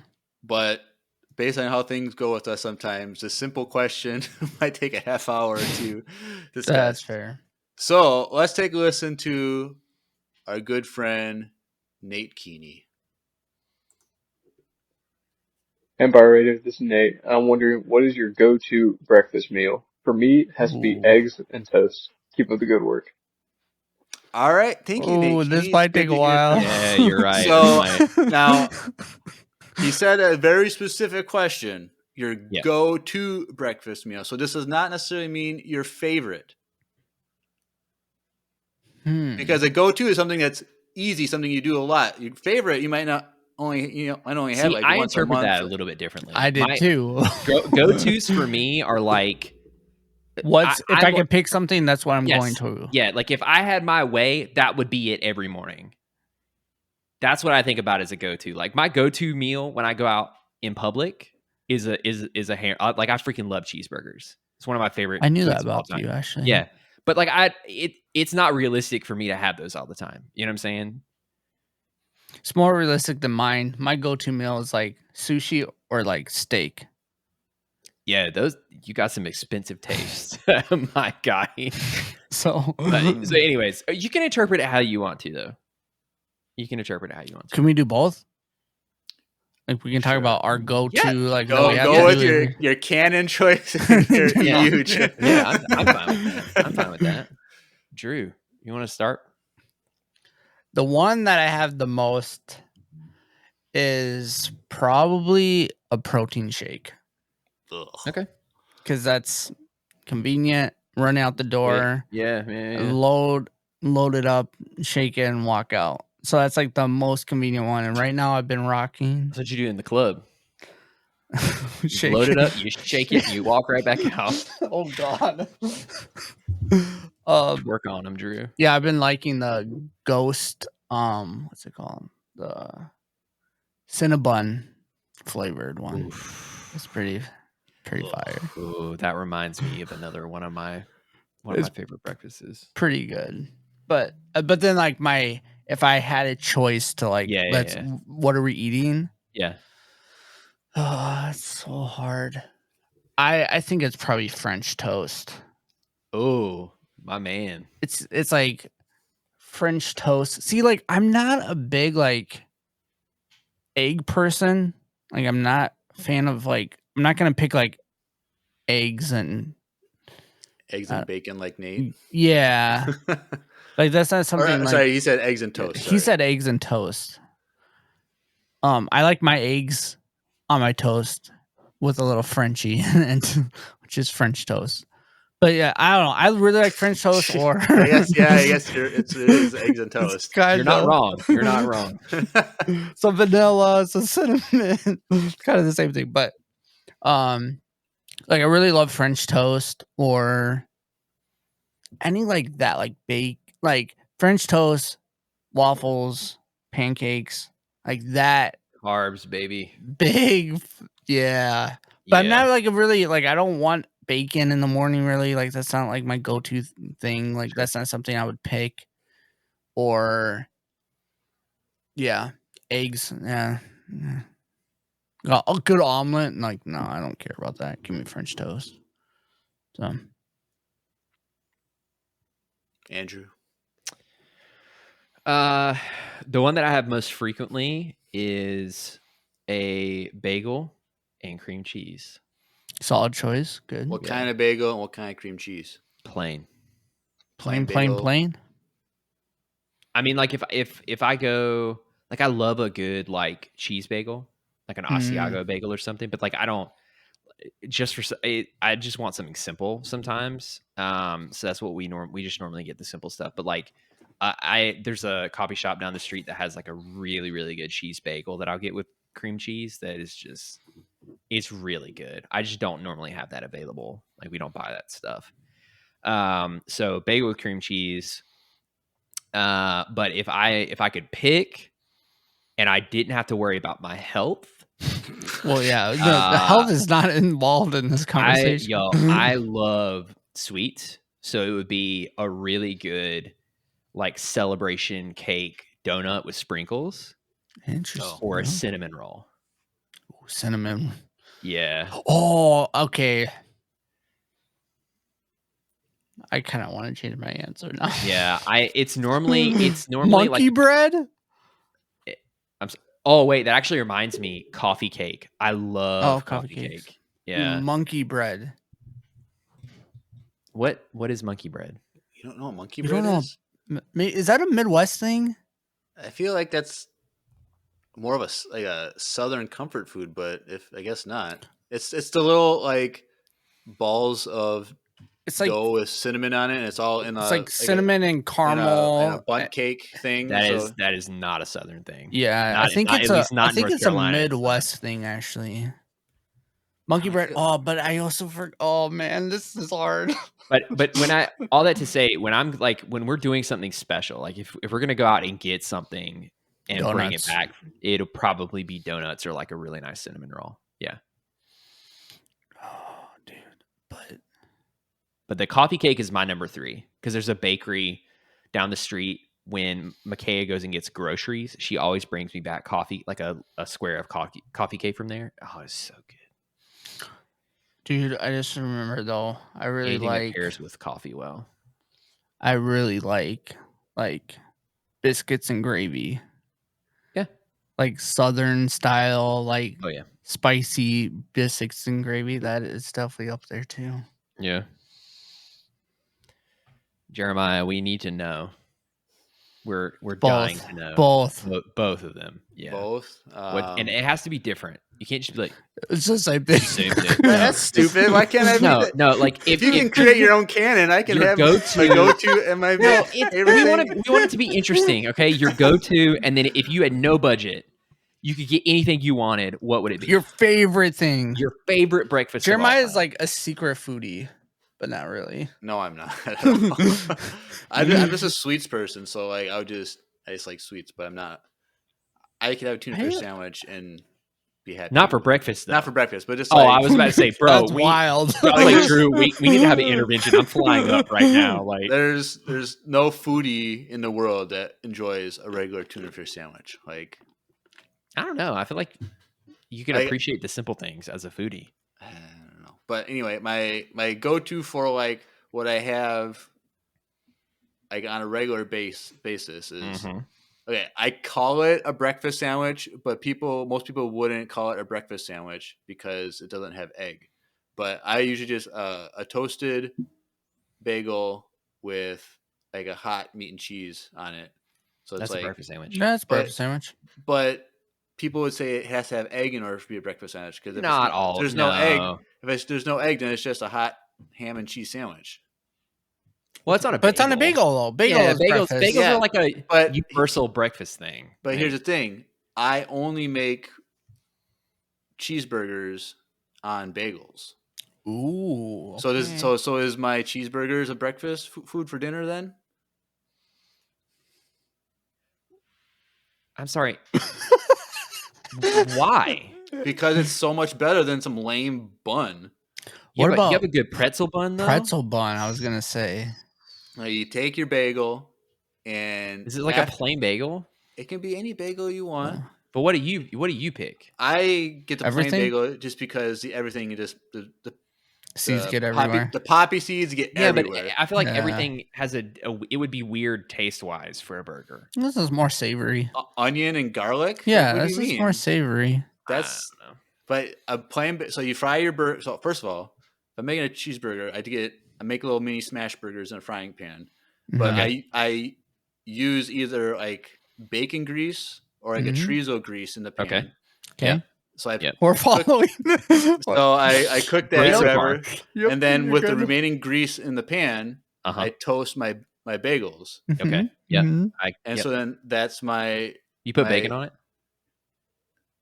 only if I need bacon to make more bacon grease to fry my burgers. What cheese Respect. do you pick? I usually only get pepper jack cheese. Oh, Pepper jack is the best. Let's go. Calm down. Calm best answer down. of Yes. all night. Oh, I was- usually just was get pepper. nervous. You mean I was nervous. Yeah, he's What like, do you think I was usually gonna just say? I thought you were gonna be like, American. yeah, I What's wrong usually with- just get Kraft singles. Like, no, pepper jack is the king of cheeses. What's wrong with Facts. American cheese on a cheeseburger? Yeah, there's Nothing, nothing wrong. but- With, there's nothing wrong with it. there But was- if you have pepper jack, There was a little Get the- trick question in there that Andrew asked, and I was Oh. vibing. I was vibing. here's the You thing. guys Here's the are- thing. If pepper jack is on a menu, all right. If you go to like a burger place that like specializes in burgers, I'm not saying that everyone that gets everything other than the pepper jack is wrong, but pepper jack is the superior cheese. but pepper jack. Right. Though. Here's the thing about pepper jack cheese. Every brand is so different. Yeah, You you're never right, know you're what right. you're gonna get. You're right. You're right. I When you I will find say- it though, yeah, I will say when I make grilled cheeses, I just do pepper jack grilled cheeses. ooh, I didn't even think about When that. I make them at home, it's just pepper jack, pepper jack and bread. Jeremiah, Wait, Jeremiah, you have to first of clip all- this whole burger conversation. Also, this is like your burgers another. sound really good. Yeah, your burgers I was sound gonna really say. I think next time Andrew's in town, we should have burgers. I'm gonna be there. I'm gonna have to be there no, for 2 nights. lunch Pizza. and dinner. No, Oh, yeah, lunch and pizza. dinner. Oh, I'm gonna be in a freaking coma. For carbs. lunch, we're having bagels, burgers, Yeah. and then for dinner, we have the dinner pizza. we're having pizza. Yeah. That's what we're doing. Well, when But- are you gonna come to Minnesota next so we I can need do to figure that? it out. But so the burger that sounds really good, actually. But pepper jack, a good choice, very good choice. So I what want to try is- it with everything bagel though. So what would be your dream breakfast? I don't know, because like I'm not a big breakfast person in general. Oh, so I should say with my breakfast sandwich, I usually have some sort of fruit with it too. Yeah, great. So I have that. But for like It's probably your go-to melon. my go-to fruit, well, my Don't you dare freaking say cantaloupe. Don't. I didn't even think of that until you brought it up. Good. But I was if gonna I- say we're having a good I- moment here, Jeremiah. It's his I- orange. His Cara orange. oranges are my favorite Yeah. fruit, probably. Okay. So that, but it's just kind of like whatever I have. Like I get bananas sometimes. Like right now, strawberry season. I just bought Strawberries. I just bought a 2-pound thing of strawberries for Jeez. $5, and I love strawberry season because it's super cheap strawberries. Yeah. Strawberries So- are great, man. Yeah, Miles Um, ate literally a whole bucket yesterday of strawberries. Like He's turning the- red now. Like he's No, turning into a dude, strawberry. His stomach was killing him all Oh, night. no. It was bad, dude. And this Jeez. morning I was like, what do you want to eat? And he's like, banana. I was like, you don't want strawberries? He's like, no. He's never gonna have a strawberry ever again. Bro, it's gonna be a little bit because he ate Yeah. the whole thing, and every bite was like Oh, they're he sour. kept making like a sour face. So like I don't know if they're like not fully on that scale yet. But But- I need to know, Jeremiah. Let's paint a hypothetical picture here. All right. Let's just paint a picture. You're off work. You get some time off. You go on a trip. Where would you want to go? Okay, we've been asked this a Home. million times. I in know, I know. voicemails. I have no desire to travel anywhere for any Okay. reason. All right. How about this? It's a Saturday. It's a Saturday. Home. You're off. You're not worried about work. You wake up. It's a nice, beautiful day. Beautiful weather. Let's say you've got something new Star Wars related to watch. You're excited, and you're like, the only thing that can make this moment better is fill in the blank here for breakfast while I'm watching this Star The Wars. best thing. breakfast. And Yeah, and me and Andrew are paying for the whole thing, and it doesn't matter what it is. and we're bringing it to you hot and fresh, ready to eat. Your right? two best friends that love Star Wars. Yeah. We're gonna watch it with you, and we're gonna bring you the best breakfast of your life. Yeah. What is it? Yeah. What is it? I don't know. There's so many because like you've mentioned like a good donut. Like Mhm. I really like apple fritters. Ooh, Okay. yeah. Great, So like great option. like I really like sweet stuff, but like I feel like if I was gonna have like a big breakfast or something, it would need to be more on the savory end of things. It doesn't have to be. No, I'm saying for myself. Oh, okay, okay. I was If gonna say I'm it can be gonna- anything you want. Yeah. Anything you want. But like, if I'm just gonna like have us like a quick breakfast, I'd like something simple like a donut. But if it's like I'm sitting down with a plate of food Sure. that you guys are gonna bring me, it would be something probably more savory. Okay. So like, I like a good egg bake. Okay. Ooh. So like so I don't like eggs by themselves or Sure. any kind. But like if it's like with hash browns, It's how it's presented to you. and peppers and onions and like sausage and stuff. Like I make egg bake. I have freeze portions in my freezer. Yeah. And I just take out, and I usually make them into like burritos because I'm just lazy. Oh, heck But- yeah. Ooh, heck yeah. But yeah. like a Respect. good egg bake that's nice and savory with like bacon, Okay. that would probably be something along those lines. Sounds great. I would never want pancakes because pancakes are terrible. Oh, They are Waffles the are least... infinitely better than pancakes. What are? waffles. Oh yeah. I was gonna say pancakes of the big three, right? You have pancakes, you have waffles, you have French toast. Those are kind of the big three, like slice breakfast carbs. Stackable carbs. Yeah. Pancakes, I think, are the least of Yeah. the three. Yeah. I've I had some still really love good some like good birthday cake pancakes before at IHOP. You Sounds love really trash, birthday cake flavor stuff. bro. I'm You ever It been was to his- International it was House his- of Pancakes when you lived was- here? You mean IHOP? No. Okay, that's not the name. What's the name of that pancake place in Rosedale? I don't know. I probably haven't been there. Okay. Well, they have this pancake, but it's like, it's what is it? Apple pie pancake. So it's just like Ooh. it's like apple cinnamon, Yeah. like an apple fritter, but just one giant pancake. So it's like it's kind of like an upside down apple pie, kind of, but it's like a pancake instead of like I don't know how to explain it, but it comes in like a family style, like. Yeah. You shouldn't eat the whole thing yourself, but you But end you up do. somehow do. And it's Yeah. like you hate your life, but you love it at the same time, kind of thing. I do love birthday cake stuff. It's one of my all-time favorites. See, I'm not like donuts, like chocolate donut, no filling. No, I don't know. Okay. I'm not. I like I'm not a big of- jelly donut, but I don't jelly. like Sure, it. jelly's So those fine. cream but- filled donuts are terrible. Yep, I would never. facts. eat those. I can't do any filling at all in donuts. Not Are even you a a good, cake like, or cake or raised? yeah?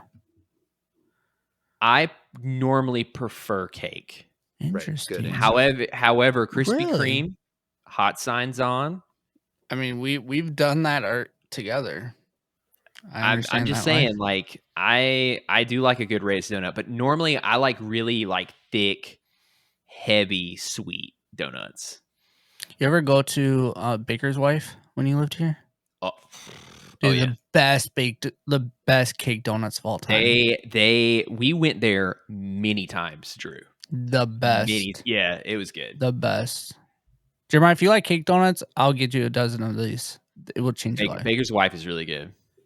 And the crazy thing about the Baker's Wife is like the entire block Lines up. smells like a When they freaking always donut. line up outside the door on Sunday mornings, like you can smell it if you have your windows down when you get in the neighborhood. Oh my gosh, it's the Lord's work for sure. It really is. Have you ever had the cinnamon rolls from Cafe Latte? Or I Yes. should say, sorry, bread and chocolate. That's across the street. They're the same. They owned by the same, but it's bread and chocolate across the street from Cafe Latte. But I think they have the same cinnamon rolls though. The square ones. Yeah. Those Yeah. flat square ones. Yep. Those are the best cinnamon rolls on the face of the planet. What's the name of the cinnamon roll place in Uptown? Andrew, have you been there? Sorry, my cat's yelling at me. No. It's like just a cinnamon roll place in Uptown. By I think like so. Corner Coffee. Ugh, slaps too. Yeah. Well, we definitely spent like 25 minutes right, on just this final- one voicemail. Final question: yay or nay for breakfast thing? Okay. Cold pizza. I Yay or nay? Okay. Nay. this has to be a 2-part answer for me. Do I seek it out? No. Right? I don't know. Can y'all hear that? No. You really? Yeah. Yo, he is going crazy in the background. But if No. you type something, we'll hear it. Yeah. Anyways, he is like screaming bloody murder at me. I think he wants to go outside. Anyways, so do I seek it He's out? a dog No. now? What do you mean? He's He evolving? he goes adventuring in the hallway. Oh. Yeah. So do I seek it out? No. But have I done it many times? Yes. I have enjoy many it? times. Yeah. I mean, like one of my guilty pleasures is Pizza Hut stuffed crust pizza. Facts. Yep. I had that And the then other day. the day later, like you get it at night and then you wake up in the morning, you're like, oh wait, I got some stuffed crust sitting there. It's good. Do you guys eat it cold or do you guys eat it Yeah. hot? Cold pizza for Now, breakfast. That's I'm a not thing. talking like fridge cold. I leave the pizza out in the box. Overnight. Yeah. Oh, that's just how you get sick, bro. No, Why would you not put it in the fridge? because like it's fine overnight. Like I've had pizza 2 days later Just sitting on the Ew. counter?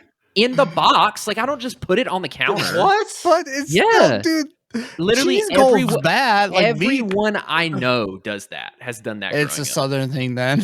Yeah. But there's no. I mean, I have put pizza in the fridge before. Don't get me wrong, but like if I order pizza, it's just gonna. I mean, like let's be real. I'm not eating it 99% of the time. I'm not eating it past the day after. Because you ate it all. Okay. Yes. But like, what Exactly about a plate of spaghetti? What? Okay, No. you have bread from the pizza with sauce and cheese. What if you had spaghetti, which is the noodles are bread essentially with sauce, and then you put I mean, Parmesan like over it? theoretically, Would you leave that on the counter for 2 days and eat it? no, because I don't really eat spaghetti. Oh my gosh! Oh my gosh! I mean, I don't. He got you there. I mean, But it's the same ingredients though, just a different shape. I'm not about leaving anything on the counter overnight. Well, I mean, I don't know. Unless it's like we've always done rice. that. We've always done that. My in-law, my wife and her family always did that. I always did that. I feel like all of my friends always did that. In your defense, though, most of the time of the year, you guys are blasting AC, so it's because it's so hot. So maybe it's like True. colder than. Well, like we're blasting heat half the year, so it's like, do we want? Here's the thing. I have never had pizza go bad on the counter. Not once. I've never seen it grow mold.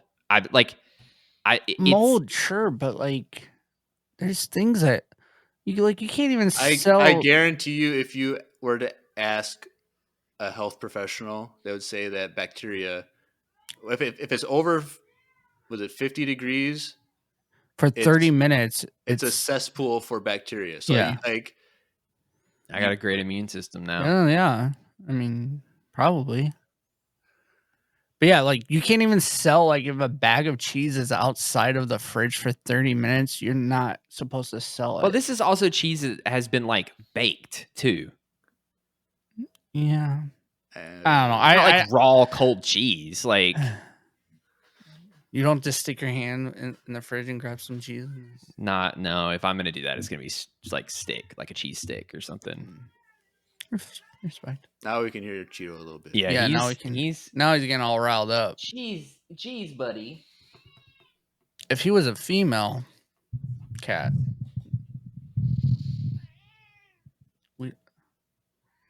Nope. now he stopped talking. You still can't hear him? Nope. Hold on 1 second. Hold on. I got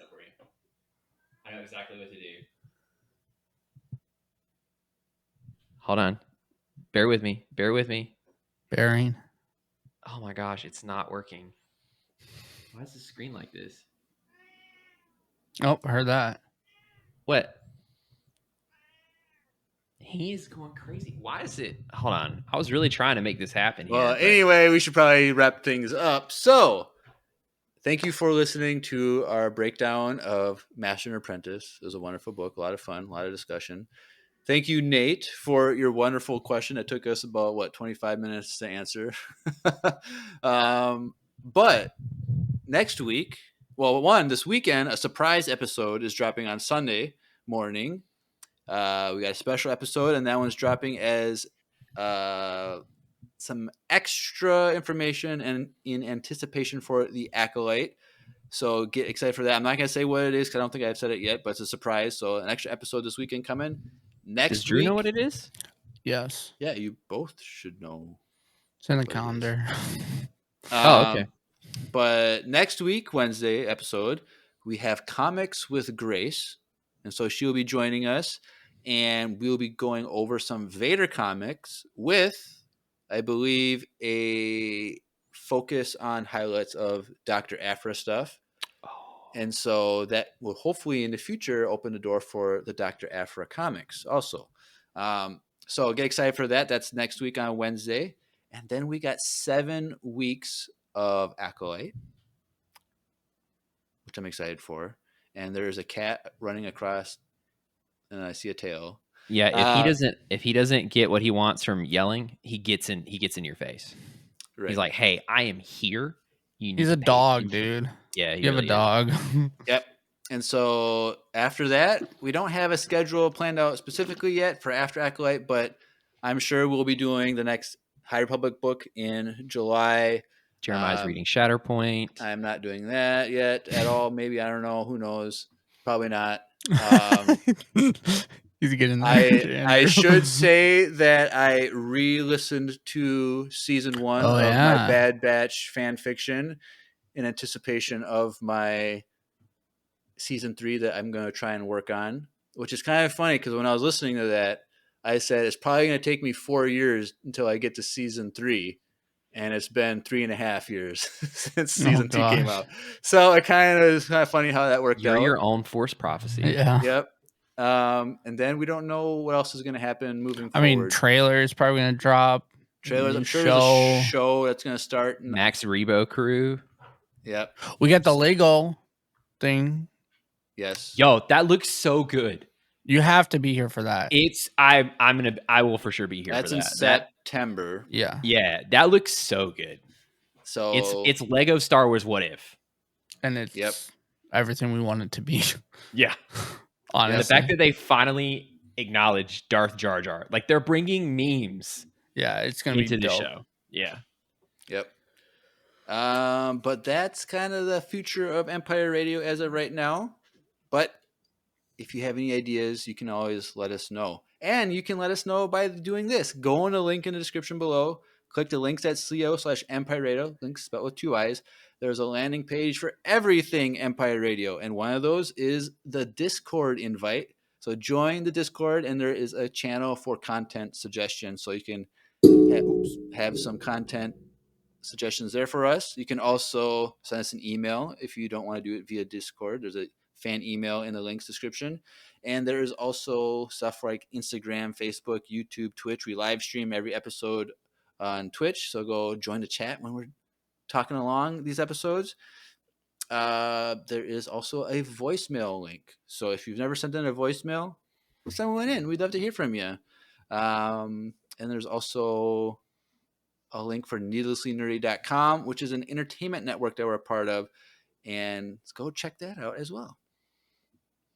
Anything else, boys? No. Welcome back, Andrew. No, I have nothing else. I'm excited. Real quick, I really enjoyed this book too a little bit more because I just got done watching episode 1 in theaters, and it kind of it got me hyped. So if you guys just went and you guys enjoyed this breakdown and you want to read it, I recommend it. Just read it. It's not even a hard read either. Just go read it. All right. Cool. Well, you have been listening to another booktastic episode of Empire Radio. I'm Jeremiah, I'm Andrew. I'm Drew. and may the Force be with you. Always.